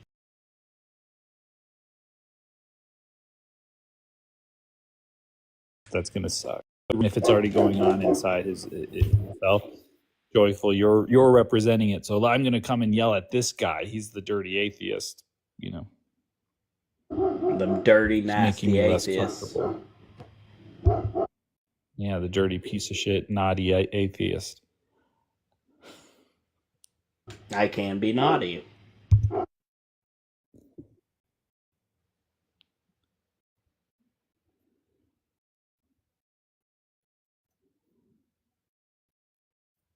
Doug said, when your wife misleads you and makes you become a Christian, you get mad. That's what he just said. Facts. That is facts. That is facts. Well, my wife probably would just be mad that I tried to make her be a Christian long after she had deconstructed. It didn't work. Clearly, after she was wise too. Well, after once the spell is broken, you know, it's hard to get back. Yeah. I'm sure. Yeah, she wasn't like indoctrinated as a kid or anything, so I think it was easier for her because we both had like left organized religion, but it was easier for her to just cut the whole thing out, and I was like, no, I've got to hold on to the thing. It's them. It's the people that are bad. It's not the thing. And then slowly it's I was like that too. I really. Maybe it's the fucking thing. Yeah. So interesting because Joyful, you'll relate to this. Like, you know, we were told this stuff from like age 0, right? And taught it like it's absolute truth. And convinced that like the world can't function without this, and everybody has to get on board, or everyone's going to like implode. Like the whole thing's going to implode, right? Like it's so dire and it's so important. And it's such a massive part of your life that when you leave and you're even like on your own, you're like, well, we can't exist. The world can't work without a moral standard. There has to be an objective moral standard. You know what I mean? Like you just that's still going on. Yeah, I had 2 arguments that was literally how it started tonight is, you have no objective morals, and it was like, so we went down that rabbit hole, and there's one dude literally just would say, nuh-uh, you're wrong, when I'd read him scriptures. Like, he had no rebuttal, he'd just say, nuh-uh. Yes, he would say that too. It was annoying as fuck. And I was eventually just like, dude, I don't have any other guests, but you've got to go. I can't do this. Like, yeah. You have to engage. That's a bad guess when you're going to drop them. Yeah, you have no one else to talk to, but you're like, I can't talk to this guy. Layman got dropped. Yeah. You've had Layman before, haven't you? I recognize that. Stand him either, so he got dropped. But that was when I saw it. Ems was up with me. There was a long conversation between him and a Muslim earlier. It went on for like 40 minutes, but then the chat got restless. Did the guy stop being a Muslim? No, the dude didn't even know what he was talking about. He kept... Ross 2024, Raz, whatever your name is, 2024. I sent you an invite. Come on up. You want to do all that yapping and chat? Come up here. Tell us about your one true God. I think that all three of us are open to hear about it. We'd like to know about it. Maybe one of us will come to your God. Like, we can't do that if you don't come tell us. Come explain yourself. Yeah, there's a lot over here too that over there in the YouTube that won't come up, but yet are yapping. Let's see here. Put a 1 in the chat right now if you're elevated or getting elevated. There's a lot of you out there tonight, but I just want to see what's all going on out there. Zero says instant A, girl. For the Christians, you know, like Joy, I don't know, Crystal, you were raised Christian as well, right? Yes.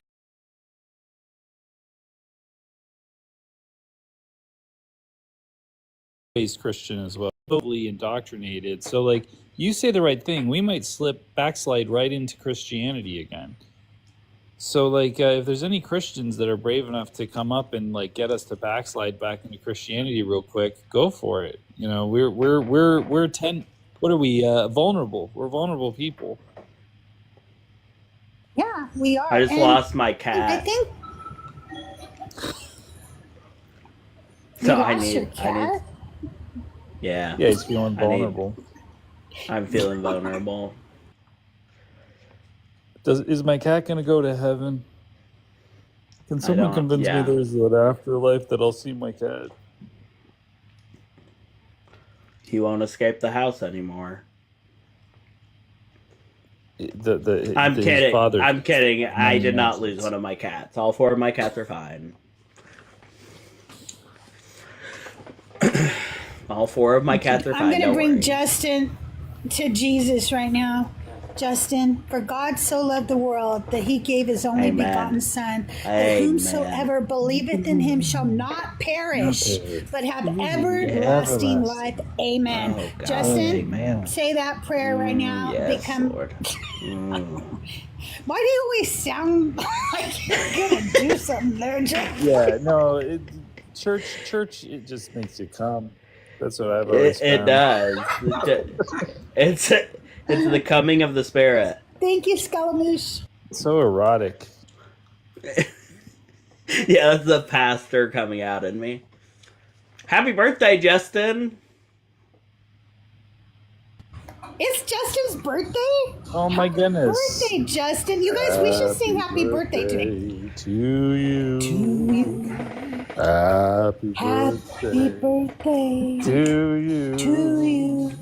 Happy birthday, dear Justin. Justin. Happy birthday to you.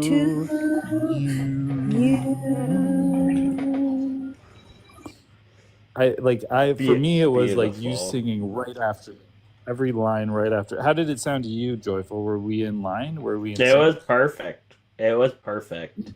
It was like she was just coming in with the softer voice right after you, and it came after. I mean, it actually was really nice. Yeah, and that's she for came you, Justin. I hope you appreciate it. Hope you appreciate it. You're worth Kinda. it, and we all honor. Neil said, "Kinda nice." Block that bastard. I think I'm gonna keep Neil around. I like that. All right, well then I'll leave. Nice. Block Neil or I'm gone. It's really nice. Birthday, Mr. President. It was unique but beautiful. There's no question mark there, Joyful. You're adding that. The smiley face or the laughing emoji said the question mark for me. Let's see here. Well, as always, we've run out of guests, like it goes this late at night. Rex, I don't want to do You want to it. do a but I restart? might. Yeah, I guess we could. Pastor time. No, Monday is pastor time. Monday I promise Monday 9 o'clock we'll move over to pastor. But tonight we're going to try to keep pressing forward here. So I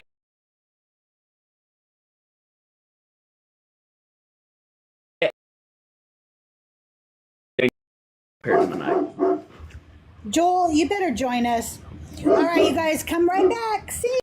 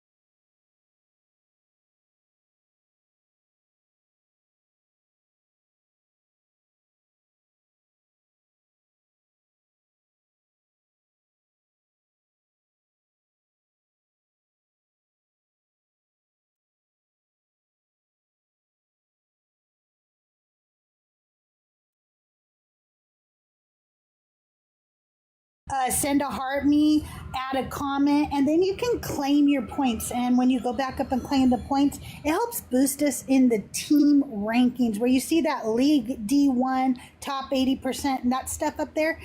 That's the crapola where we work as a team. And when they see that we're working as a team, then they boost us out more. So, teamwork is the dream work. You know what I'm saying? Hey, Schmezzo, how are you tonight?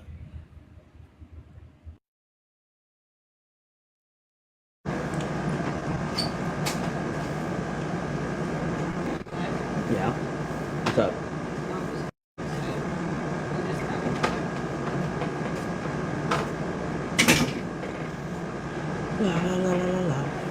All right, let's see if we can't get a few Christians up in there. If you're a Christian and you love the Bible and you love God, come show us that He exists. Me and Joel are both vulnerable right now.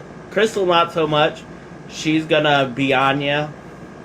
But we are very vulnerable and may just come back to the Lord if you present us with actual evidence that He even exists.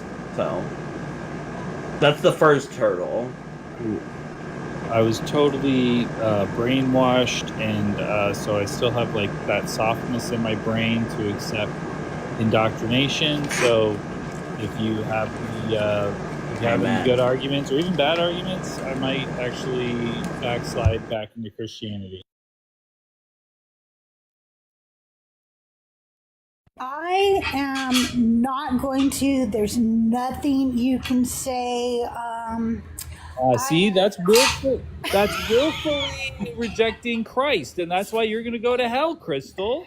I can't help it. It's the way God made me according to Romans. I was made for destruction. And you deserve that, and we all do. But you, and so those that He gives mercy to, well, they're lucky. I mean, they're not lucky; they're blessed. That's mercy. But everyone else deserves hell, so it's justified, and we can't blame Him. I think that checks out. But he's still loving, and he's still good, and he's still good, loving, and just. Facts. Because he says so. Wait, Mezzo just brought up a good point, you guys. He said, "What if I'm wrong?" And I had not considered that, like, because I'm not wrong usually. It's not anything. A what if. It's like you're definitely wrong, and like the thing is about it. The thing is about it, you go to hell. But this is the thing: if you would just believe it because God predestined you to believe it, then you would believe it and you'd go to heaven. How about that? Okay, but so what you're saying is, even though I don't, how about that? Catch me, so. Okay, so what about so I don't believe it, but I just force myself to. Is that what you're saying? I do, I just come on, Darth. I'm just saying, start believing it. Does that make sense? Just stop not believing it and start now believing it. Just do it. Come on, Darth. Come talk to some mature atheists. Did Darth come in? Mm-hmm. Hi, Darth. Darth. Hi, Darth. Darth, I say hi to you almost every day and in your lives, and you will not say hi. I'm just wondering, why? Why not?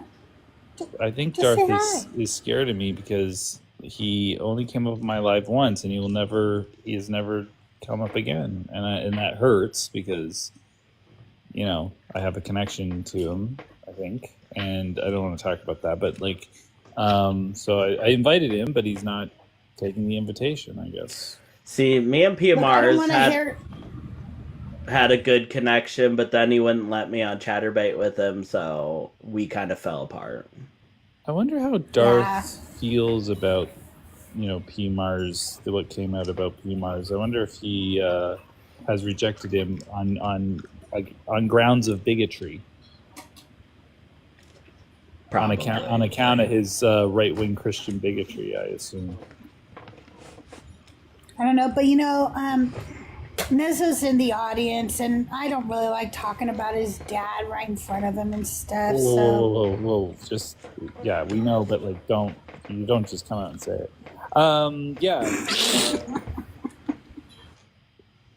I'd be surprised, if Darth came up and was just I actually find everyone valid and would never speak out against anyone in who they are, and I think it'd be surprising.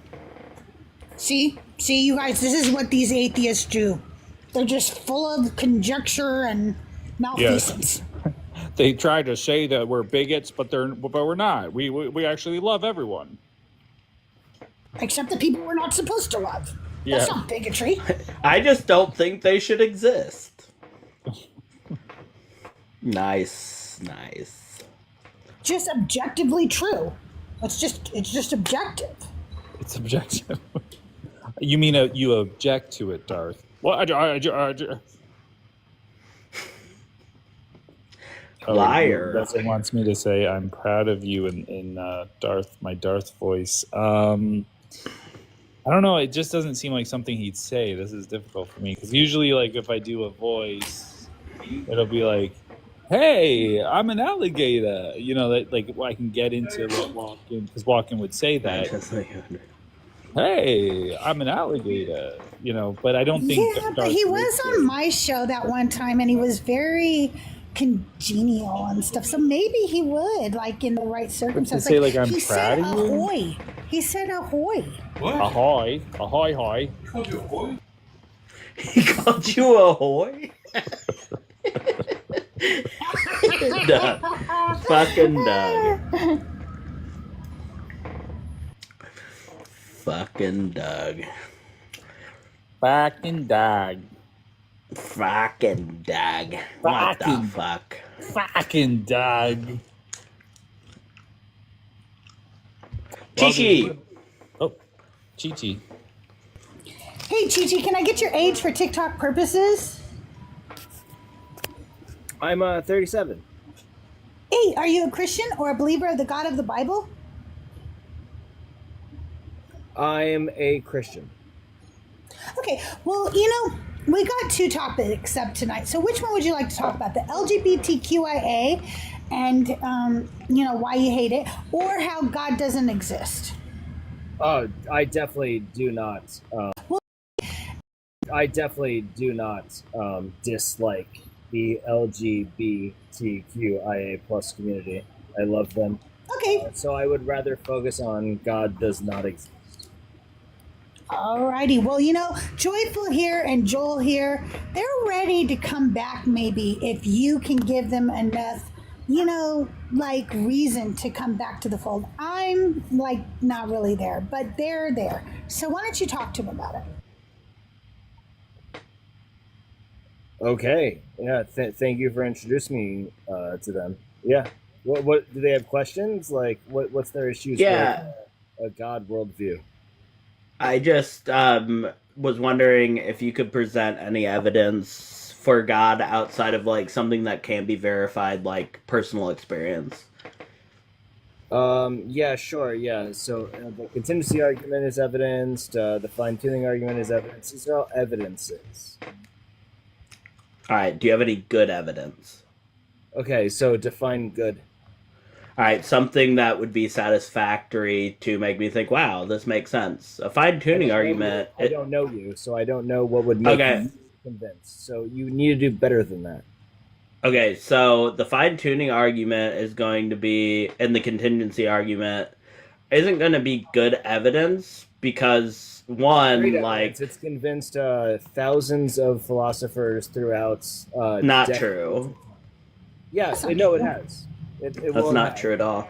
Can you name one philosopher that it convinced? Define fine-tuned. Well, I don't actually hold to the fine-tuning argument. I actually kind of think it's bonkers, but it is evidence. What you asked for was evidence, and I gave you... Okay.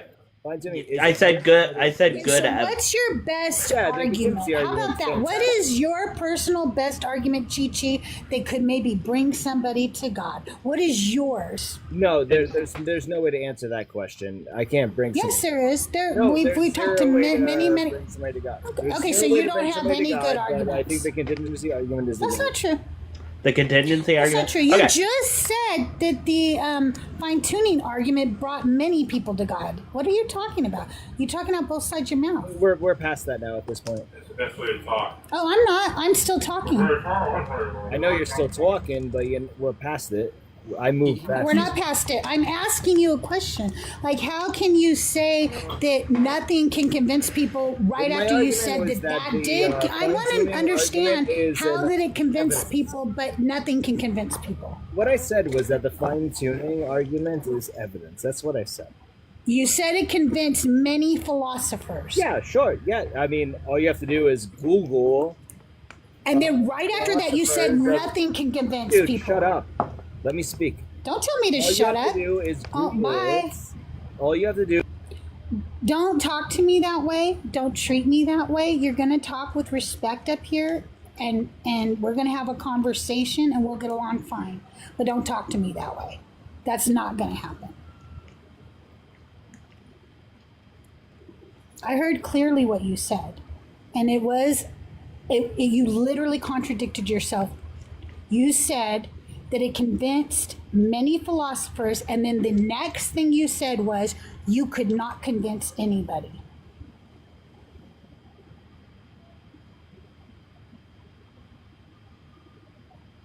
You can unmute now. You need to do it yourself. So how is that a contradiction? It convinced many philosophers, but I don't think it will convince you. That's not a contradiction. That's not what you said, but okay, we'll move on. No, repeat what You're just disingenuous. No, please repeat what you just said and show me the... I said, okay, I'm going to do it again. Do it again. You said that the fine-tuning argument convinced many philosophers, okay? And then I said, what is your best argument? And you said, it doesn't work that way. I can't convince anybody. So nobody can be convinced. After that, yes, it is. You said nobody can... Okay, Chi-Chi, I'm gonna Okay, you said that it's impossible to convince somebody, but also said many philosophers are convinced by I this. feel like Crystal can speak for herself.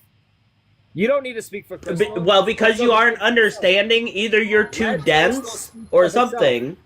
Do you think you need to be a knight in shining armor? Let Crystal speak for herself. Absolutely fucking not. I don't know what your fucking problem is. I don't know why you think you She run has this said show, it. but you don't, Chi-Chi. Chi-Chi, listen. She kept repeating it to you, and you were too dumb to You were too dumb to understand the way she was presenting it. So I was trying to maybe present it in a way that somebody with your small pea brain would be able to understand it. Do you get it now? So you think you can say it better than her? You think she can't say it herself? I can say it in a different way than her. But look at this dude. He has no argument, so he's just crashing. Yeah, you are crashing hard, Chi-Chi. I'm sorry. I really thought you were going to be able to have an adult conversation, I too. really thought when you that first came Crystal up here, I thought you could. But let me say, it's not. I don't think we need any other men to jump in. Let me just jump in here. Let me just jump in here and add Crystal, if I were to say Chi-Chi, shut the fuck up. If I were to say, hey, can you show me a really great band, and you wouldn't show me Justin Bieber, you know what I mean? You show me a really great band, right? But Justin Bieber is really, really popular. So just because something's popular doesn't mean it's really, really good. This is going back to something that happened before you said all that stuff that made you sound like an idiot. Do you guys remember what he said? It was because he said the contingency argument is popular, but it's not very good. Wait, no. I actually hold to the contingency argument. Do you think you have a rebuttal against it? Oh, yeah, for sure. Okay, hit me. I wish I could. Because go through your premises. Go through the way you explain the premises. Well, hold on. No, Chi-Chi, shut the fuck up. Shut the fuck up. I want to hear your rendition. Chi-Chi, I know the traditional argument. I want to hear your premises because you may word it differently than other people. Shut the fuck up.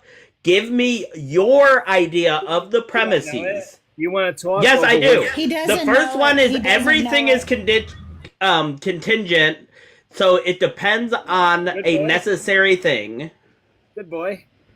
So tell me your argument. Chi-Chi, do you want people to argue with themselves? See, he's a fucking idiot. Chi-Chi, give me the premises for this argument. Tell me the argument. Give me your argument. He doesn't have. Tell me your argument against it. You don't know the argument, do you? Chi-Chi, I'm an idiot too. I'm actually. Give me the argument against it. What my question to you, Chi-Chi? Just real quick, Chi-Chi, relax. Dude, this guy is fucking idiot. Relax. I'm an idiot. So I want to know what the word contingency means. So can you tell me what the word contingency means, just like for my edification? Because I'm a moron. Please. Seriously? He ran on a definition? He did. He doesn't know the argument. That was my whole point. Yeah, he's. I think he's been on my live. He just argues to like he's probably not even a Christian. He just wants to argue. Yeah. He just wants to like bicker. I think so. I think so. No, I've had him Hollywood before Bliss. too. That's why I came out kind of hot, because he does the same gotcha. things. Hollywood Bliss, can I get your age for TikTok purposes? What was the question? Can I get your age? 52. All right. And are you a Christian or a believer of the God of the Bible? I believe that yes, I do believe in the Bible. Christianity, no, I don't. You don't But believe I Jesus don't believe died? Christ was a Christian. Right. Why would he be a Christian? He is Christ. You can't be, like a Christian when you're the one who's starting the thing, right? So anyway, can I ask you a question? Do you believe he died and rose and did that all for your sins?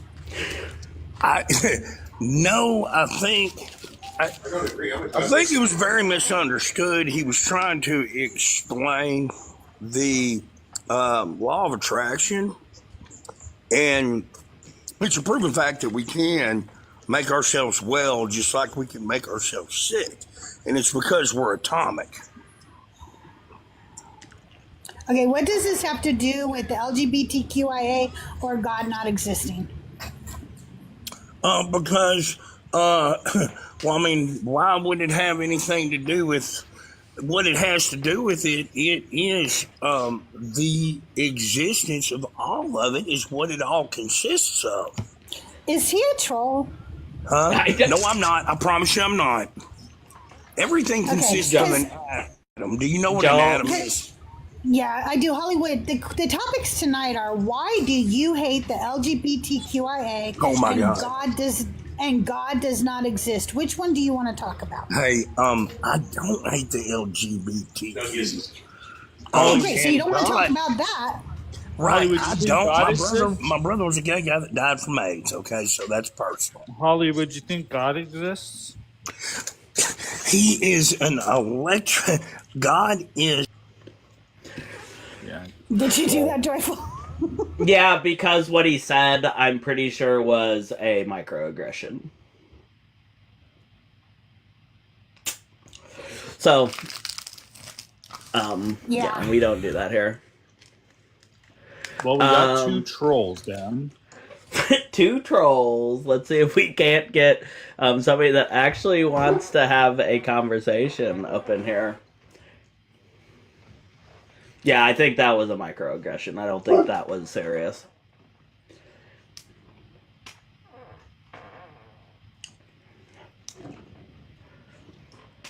Zero for two so far. Y'all know what an atom is? Do you know what an atom is? Do y'all know?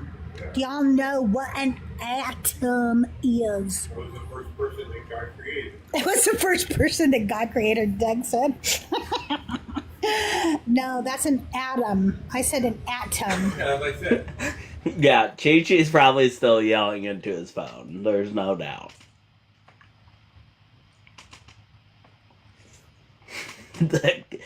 Dude, all of my guests tonight, have had me hanging my head. What the fuck? You know, Chi-Chi's means boobs. So all I can think of is that he was a boob.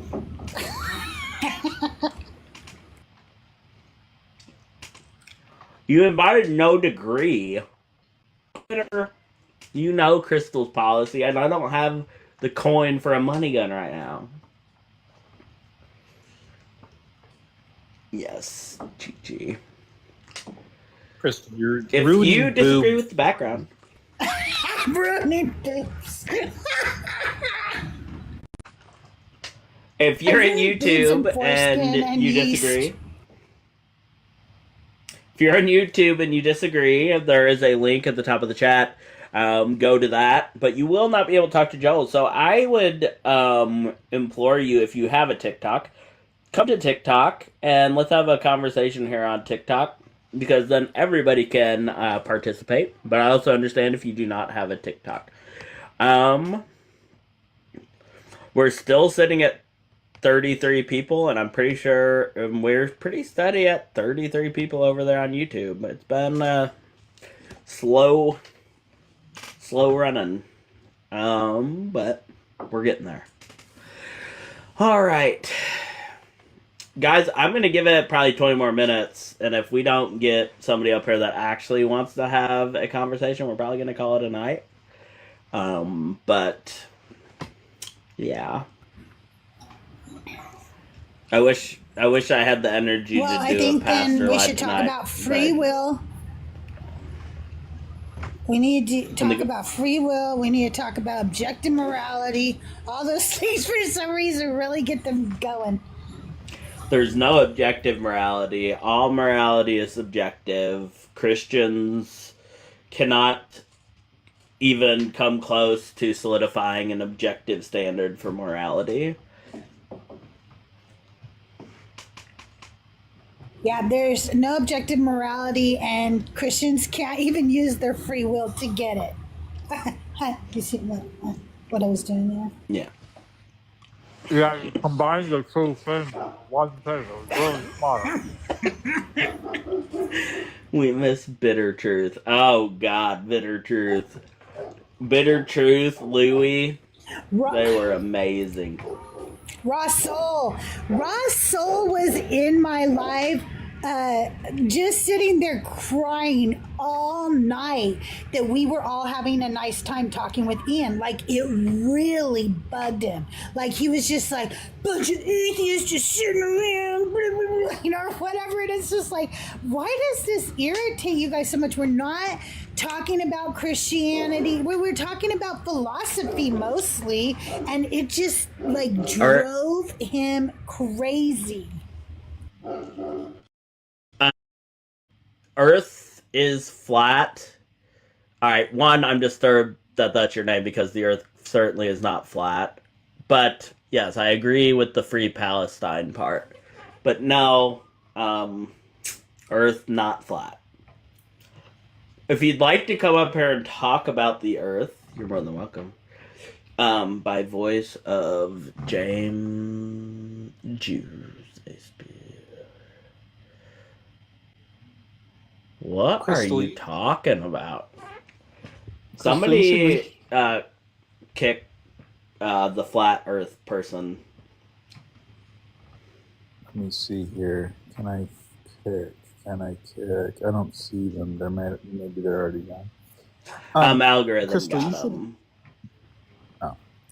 Crystal, you should reach across the aisle and like do some of your decon Q&As with like that is his name Jason? That Jason guy, or maybe not Darth, but maybe Darth.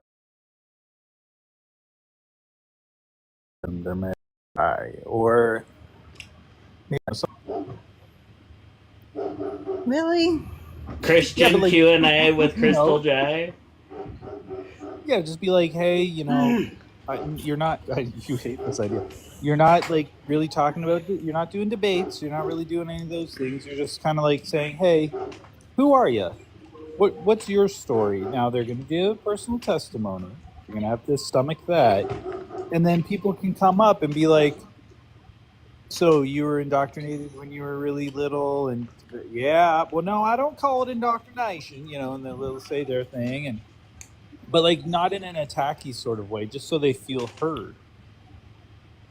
Yeah, I could like maybe do that. And then I'll sit there and I'll take notes and I'll be like, this is how we'll destroy them. Like, we'll just like get some information. Right. Okay. I could do it for that. If I knew it was reconnaissance, oh my God, I could do it. Okay. And I would be like, okay, I can play this part. Just got to motivate Crystal correctly. That's right. No, I have thought about it. I think that, you know, especially the people who are doing a lot of the debates with Coco and stuff, you know, might be fun. Yeah, I think that this is one thing that I've been thinking about lately, and this is a really difficult problem, right? Especially when it comes to what we do and trying to be entertaining and stuff like that. But it's like you have a Christian there, and all the things we talk about, all of the points that come up, like the contingency argument, the historicity of Jesus, whatever, no Christian really cares about that stuff. Like that's not what's holding them in the cult, right? Like that's not why they're there. Like all three of us, what was it that kept you in Christianity? Was it any of the arguments? No. So there's something else that's going on there. It's probably the community. It's probably the feelings that the songs give you. It's probably the poetry. It's probably a little in a large part fear of hell and the promise of eternal life. It's all these things that like are promises and make us feel good and convince us that this is important, right? But how do you really connect with a person to express that to them and then kind of debunk it to show them that doesn't work, right? I don't know how to do that. To just say you're afraid, that's not going to work. So I think it's effective. I think what we do is effective. Showing this doesn't work, the arguments and none of the arguments work and debunking it all. I think that's effective because people will start thinking about it and then they can get away from the fear. But if you're attacking something head on, it's impossible, especially when I do my lives and I have open-ended questions, why are you still a Christian or why should I be a Christian? I'm asking for that. I'm saying what's important to you? Why not dump the Bible? What do you care about? And all they'll give me is apologetics. They're just going to give me the arguments. They're never going to tell me what they actually care about. And that sucks because you can't speak to it. You can't explore that. Because, it wasn't apologetics or anything like that. I mean, the reality is I was a Christian because I believed that Christianity and Jesus and what it stood for, I believed, I know I'm wrong, that it was about love, it was about acceptance, it was about being a good person, and that's what I thought it was about, right?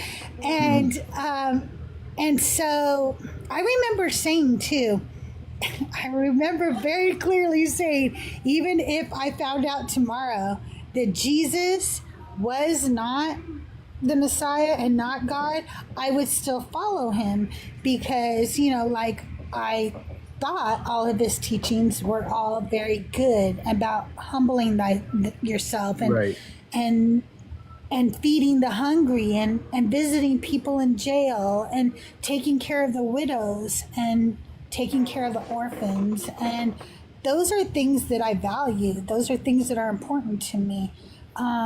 And I think that there's a lot of Christians that those are the reasons why they're staying too. They're not all the hateful things that Christianity also is. That's not why they're staying. Well, they don't know about that stuff, right? We're just showing them. I didn't. Yeah, we're showing them the truth of the book and the entailments and going some of their ideas are harmful. Obviously, they're that kind of right wing, misogynistic. That's built into it, right? But we're showing them those things. They don't internalize that. They don't think about that, or they don't recognize that in themselves, I should say. But even the moral argument, it isn't there must be an objective moral standard, and that is it's probably more if there are no morals, the world is going to descend into chaos, and we must save the world from this chaos. And we are the only ones that can do it with love and, real morals or something. You know what I mean? It's probably more dire than some silly argument, right? And so I've been thinking about that because I don't know how to have that real conversation with people because I don't know that they know how to express that either, right? Like, I don't know if you would have known to express that when you were a Christian. I was raised with apologetics, so I would have been in the same boat they would have, where I would have been like, oh, I'll give you the argument for this. I know the argument. Let me say the argument. Like, that's what you're ready to do, but like that's not like what's really keeping you there, and it's not where your brain is. But maybe maybe they can't even communicate that. Like, it's like too it's like don't want to say too deep, but it's kind of like deeper in their psyche. Yeah, absolutely. I really agree. I think that I turned to apologetics when I started doubting things, when I had a question, right? Mm-hmm. Like, because I thought those were the answers. I didn't even know what apologetics meant, okay? I just was like, these guys seem to like research it and they always find an answer. Never dawned on me, why do they have an answer for all these weird questions? Why are they always ready? There's that many problems, yeah. Right. It didn't even dawn on me about that. Hey, Brother Mac, how are you tonight? I'm fine. You guys didn't hear about Young Hoon Kim, the smartest man that's in the whole world? Like, he's got. I'm sorry. Can I first get your age for TikTok purposes? I'm 46. And are you a Christian or a believer of the God of the Bible? Yes. Go on. What about? Let me tell you. I just want to say, Young Hoon Kim, the smartest man in the entire world, 276 IQ. He believes Jesus is God. Yeah, I don't care. Well, I'm just saying, he don't care either. He would give you lots of reasons. And that's the smartest person that's ever been tested. We don't know that he's the lost. Jesus Christ, shut up. We don't know that is the smartest man in the world because every human has not been tested. He's the smartest person who's been tested. Okay? And so I'd like to tell you about somebody who I know who has a very high IQ. Yes, I do. Brother Mac, that's the dumbest thing I've heard all night. He probably thinks Trump. Yeah, I think he probably thinks Trump has a huge IQ, from the sounds of him. Oh my god. Some sort of weird. I really hate that argument. An appeal to authority or whatever. Yeah, the smartest man in the world believes in God. And actually, I don't remember if he believes in Jesus or if it's just God, does. By the way. I'm not sure. He does. He believes in Jesus specifically? Yep. He believes anyway, he wrote that he believes Jesus is the way, the truth, the life. Yeah, that doesn't mean anything to me at all. You can be the smartest person in many things and be stupid on many other things. Like, I'm just telling you. And I speak of this because Joel loves when I say this. I speak of this because I know a lot of very, very high IQ people. Oh, give me a break. I'm going to say it, Joel. I'm going to say it. My son went to MIT and his wife went to Harvard and the Columbia. So, yeah, we know a lot of the high IQ people, and some of them are really stupid about a lot of stuff. My daughter-in-law is a moron. Dawn, I love you. I'm just kidding. But no, like, if I could tell you all the dumb shit my son has done in his life, and he's the smartest person. But yeah, it's like academic smart versus street smart versus like, this guy just hasn't looked into Bible. Like, he believes this thing and he's really, really good at like astrophysicism. The second smartest man does not believe in a God at all. So what does that Doesn't say? matter. Trump by the smartest. Now you show me that the third. You show me the third. Yeah, that's what I'm looking up next. Third. I want to know also, what has this smartest man in the world done to contribute to society? What has he done? Probably not a damn thing. So if you're the smart, he validated Christians. Guys, that was so rude. What? Who? That guy that was just up here, that was the high IQ guy, right? Like, he was pretending like, oh, there's like a guy who's really, like, that was him. and you just like, Oh my goodness. There were people in the chat saying that like it's not true and he's not even that smart. Guys, that's rude to say to him if that was he was him. right here.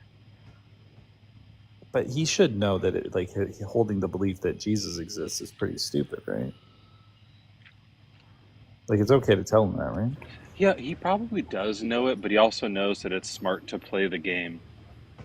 Yeah, and, well, he and, would. and He's pretend. smart. Yeah, he's smart. I just lost the game. Not that game. I don't know what that means. I'm sorry. The game You of ruined it for me, Crystal. Thanks. it's this game where people just like edge when I Joel and I know are next what to it each is. other and they try to stop. Oh, that's a different one. Yeah, it's edging. But they, you know, what? he's playing the game of Christianity because he doesn't want to get called out as a dirty atheist. Mm-hmm. Like Bart Ehrman is the atheist, but he's supporting Christians. It's similar to Bart Ehrman somehow. But do you think that like if he's got the highest IQ, he's also like emotionally intelligent? Would you reckon?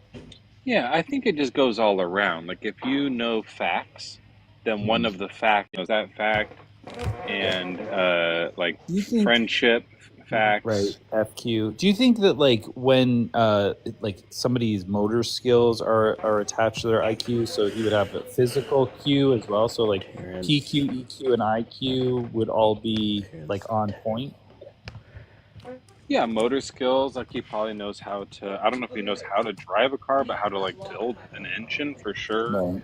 Like different types Make of a things motor. like that. And maybe he wouldn't even be able to do it, but he could tell you how to do it. But would he be able to like beat anyone at a thumb war just like using strategy because he's so good? God, that's a good question. How much is thumb war strategy versus physical prowess? There's a lot of prowess going on for sure, but like, and the prowess Q is another thing. But like, I think it's probably like which side of the hand you start with the I 1, 2, 3, 4, right? Like if you start on the left versus physical prowess. I 1, 2, 3, 4, right? Like if you start on the left versus the right, that probably is going to affect. You go left? Let me see. If I were to just picturing holding your hand like we did in Sweden, and then for some reason I feel like you start with right 1, 2, 3, 4, but I don't know what the best move would be strategically. But that's the thing. I don't right down the middle. I don't have a prowess Q. Like my prowess Q is low. Well, down the middle, then everyone's just like tapping each other's thumbs. I'm more of a thumb piece kind of guy. Like I really don't. I don't know what all the fighting's about. All we are saying is give thumb piece a chance. I love that song. Mm-hmm. Anyways, did you guys want to? Were you doing a debate on religion? Well, No. Do you think God exists? Nope. Me neither. Shit. I was reading an interesting fact though when that guy Monchichi who was up here earlier was saying a lot of people have been convinced by the thing.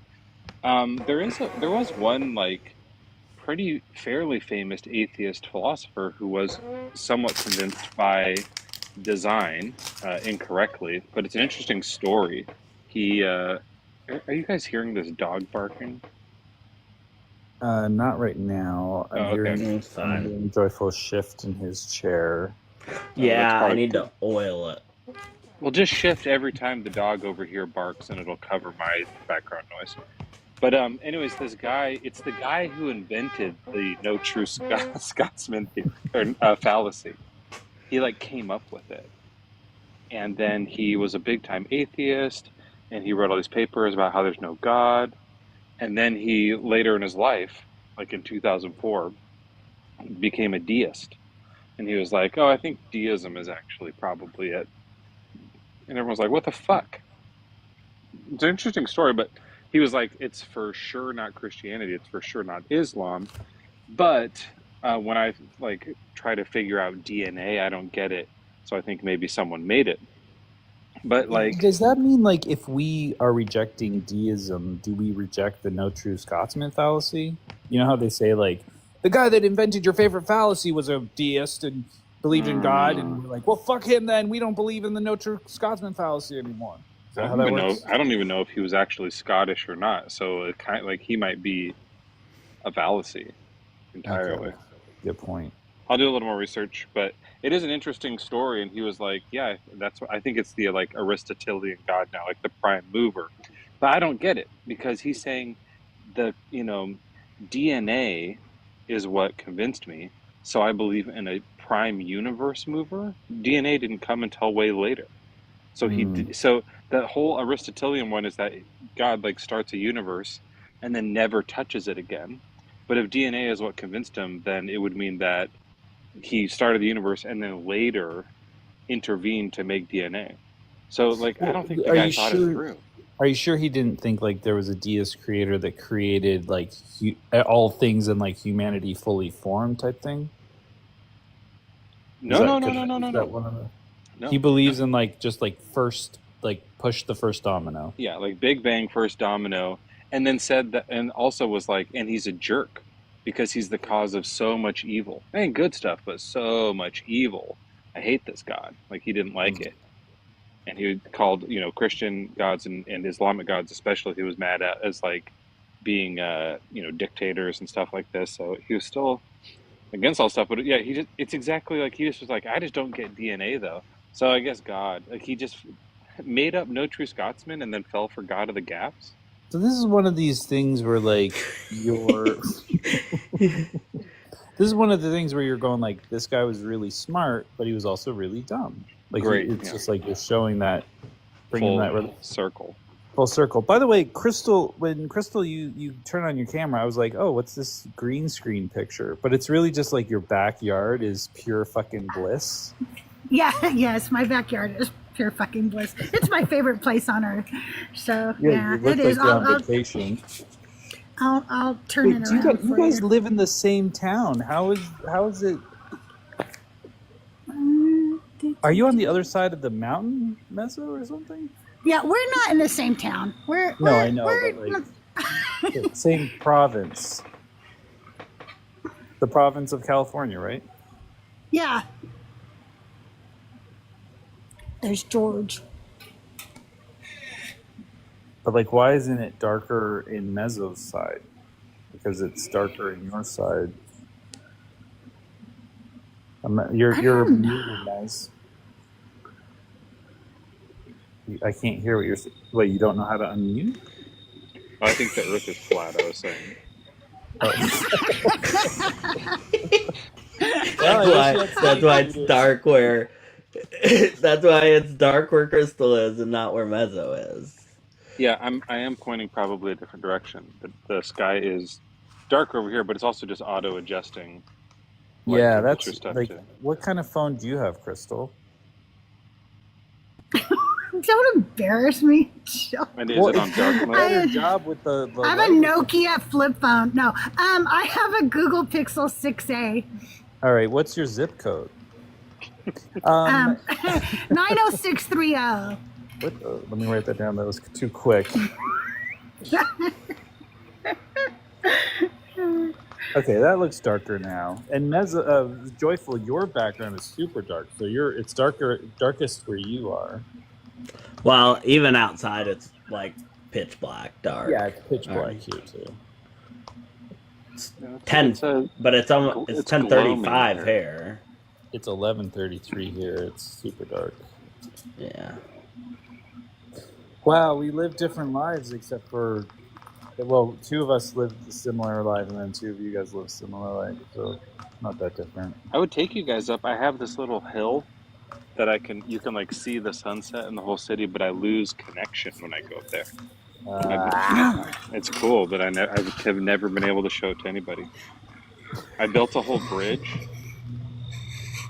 How about like you just make a video of it? Have you ever done that and then like show someone the video? Or? I don't think my phone does that.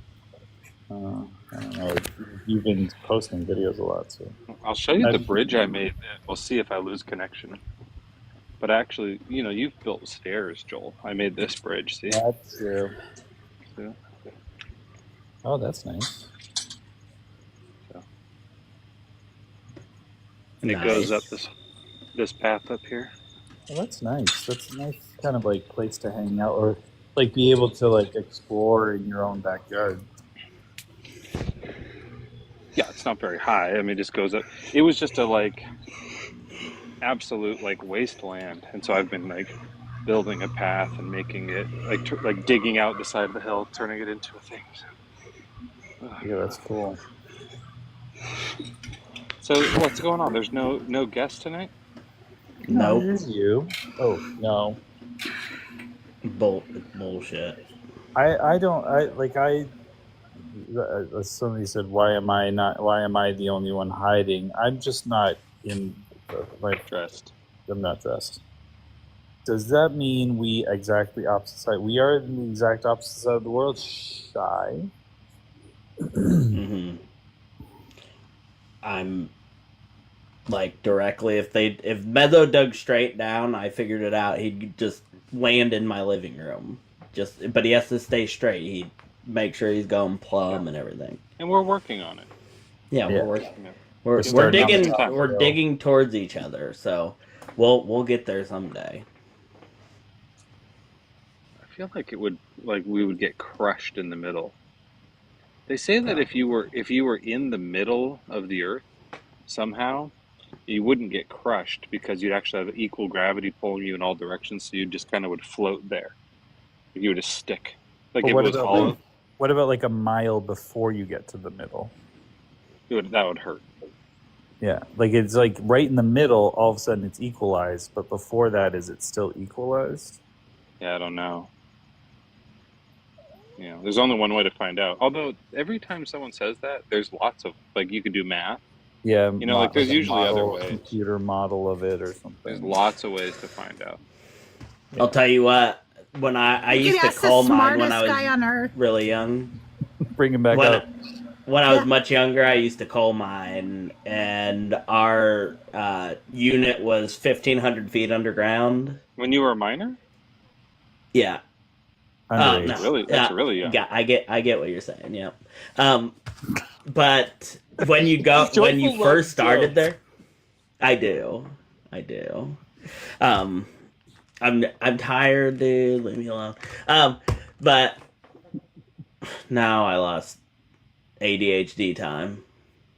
You were when you first started miner. going down there, I'd get a migraine every day, just being 1,500 feet underground.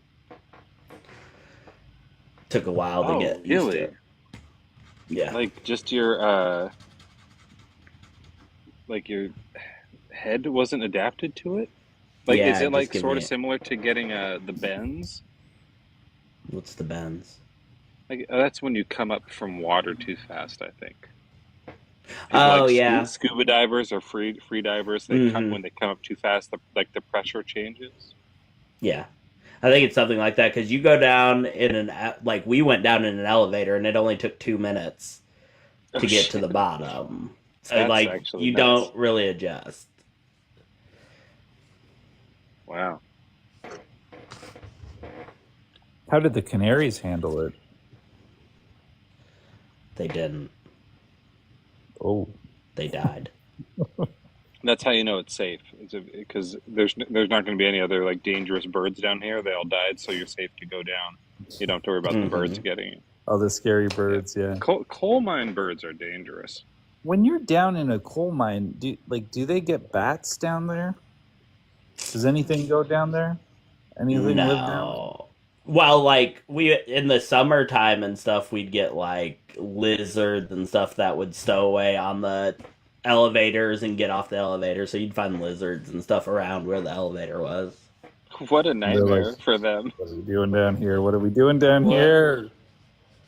One thing that is crazy though is like we would find rocks with like fern fossils in them that far underground. That's cool. Did you ever find think to maybe leave a pitchfork somewhere as a prank?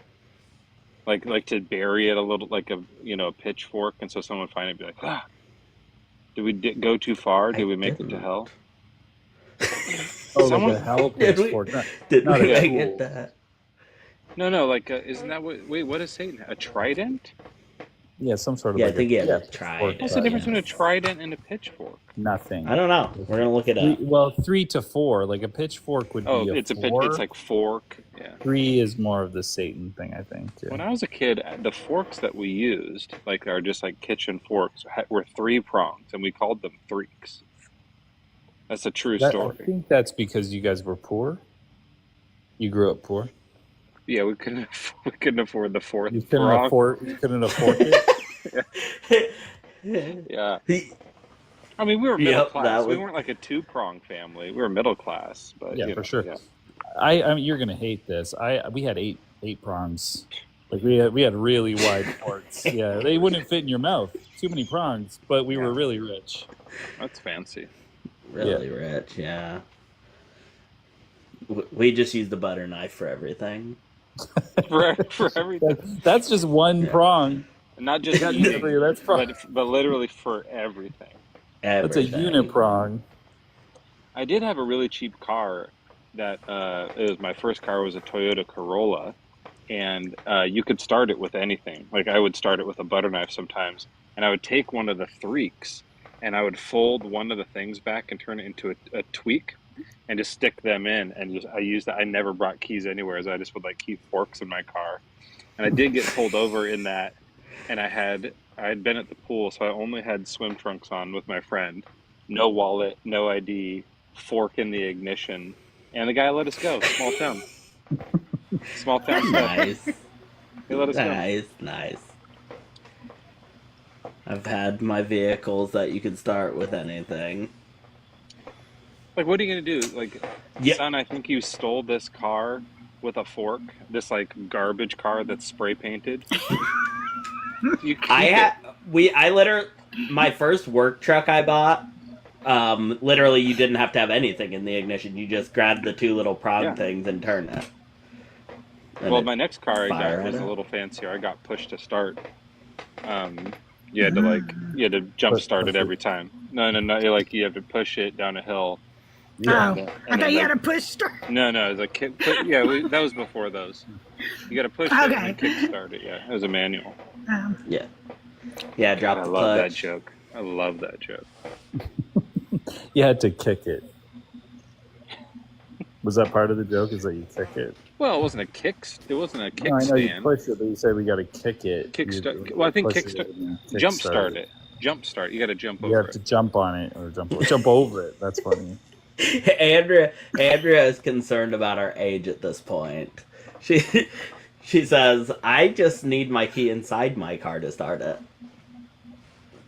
My you car don't know now, about these Model T Fords. They just, you could just turn the thing.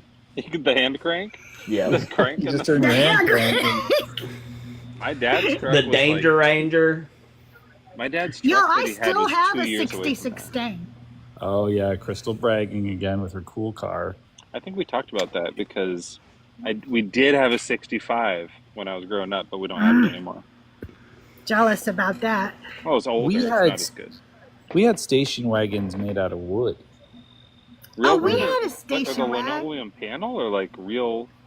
The whole Yeah, it was. thing I wood? think all I remember A is the lumber side car? of it was wood. So I don't know if Oh, it that's was cool. whatever you called it, but it was wooden on the sides. Growing up, we had a 16-passenger van we drove everywhere. True story. Oh, that makes sense. Huge family. People called it a bus. Like they'd be Like like, a get bus. on the bus. My parents would go, get on the bus. Like a big white one? True story. No, it was silver. Oh. But, like, yeah. It sucked. Did you all have to power the cars with Flintstone feet? Yes, I did, Andrea. Thank you. Yeah, no, kinda.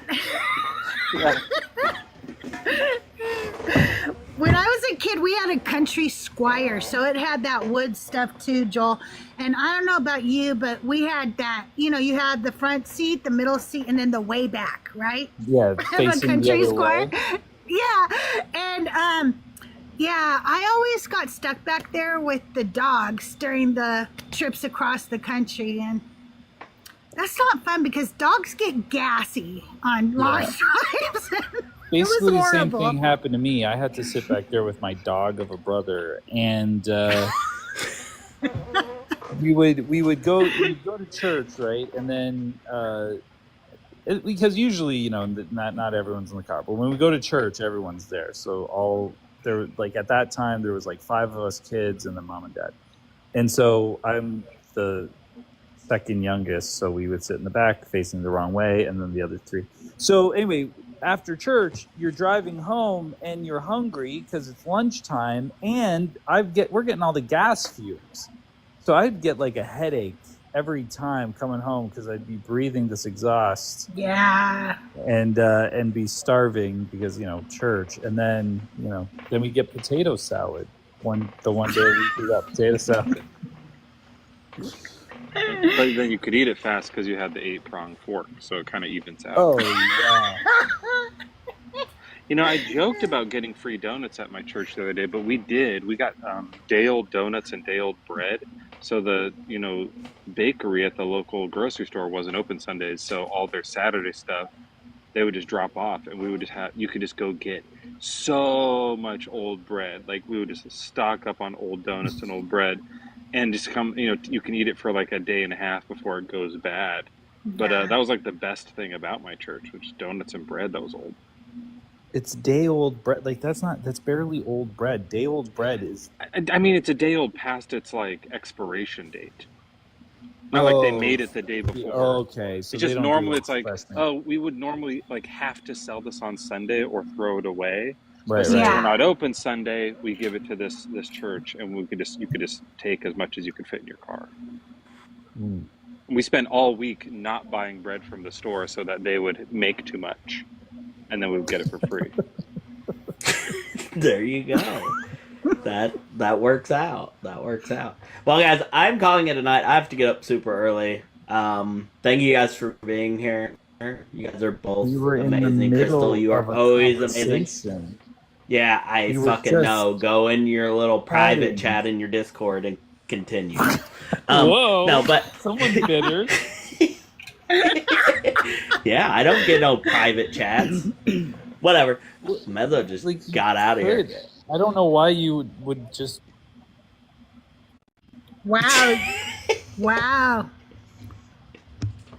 Waste of time, Mezzo says. Guys, thank you for being here. We had a great time. We had a great time with Joe and Mezzo there at the end. Just chilling. Sorry if we didn't really have too many guests tonight, but we will be back Monday night, and we will do a Pastor Live after 9 o'clock. We'll be live 6 to 9 here, and then we'll do a 9 to 10 on Pastor. So, love y'all. Make sure that you're following Love you Crystal guys. on both YouTube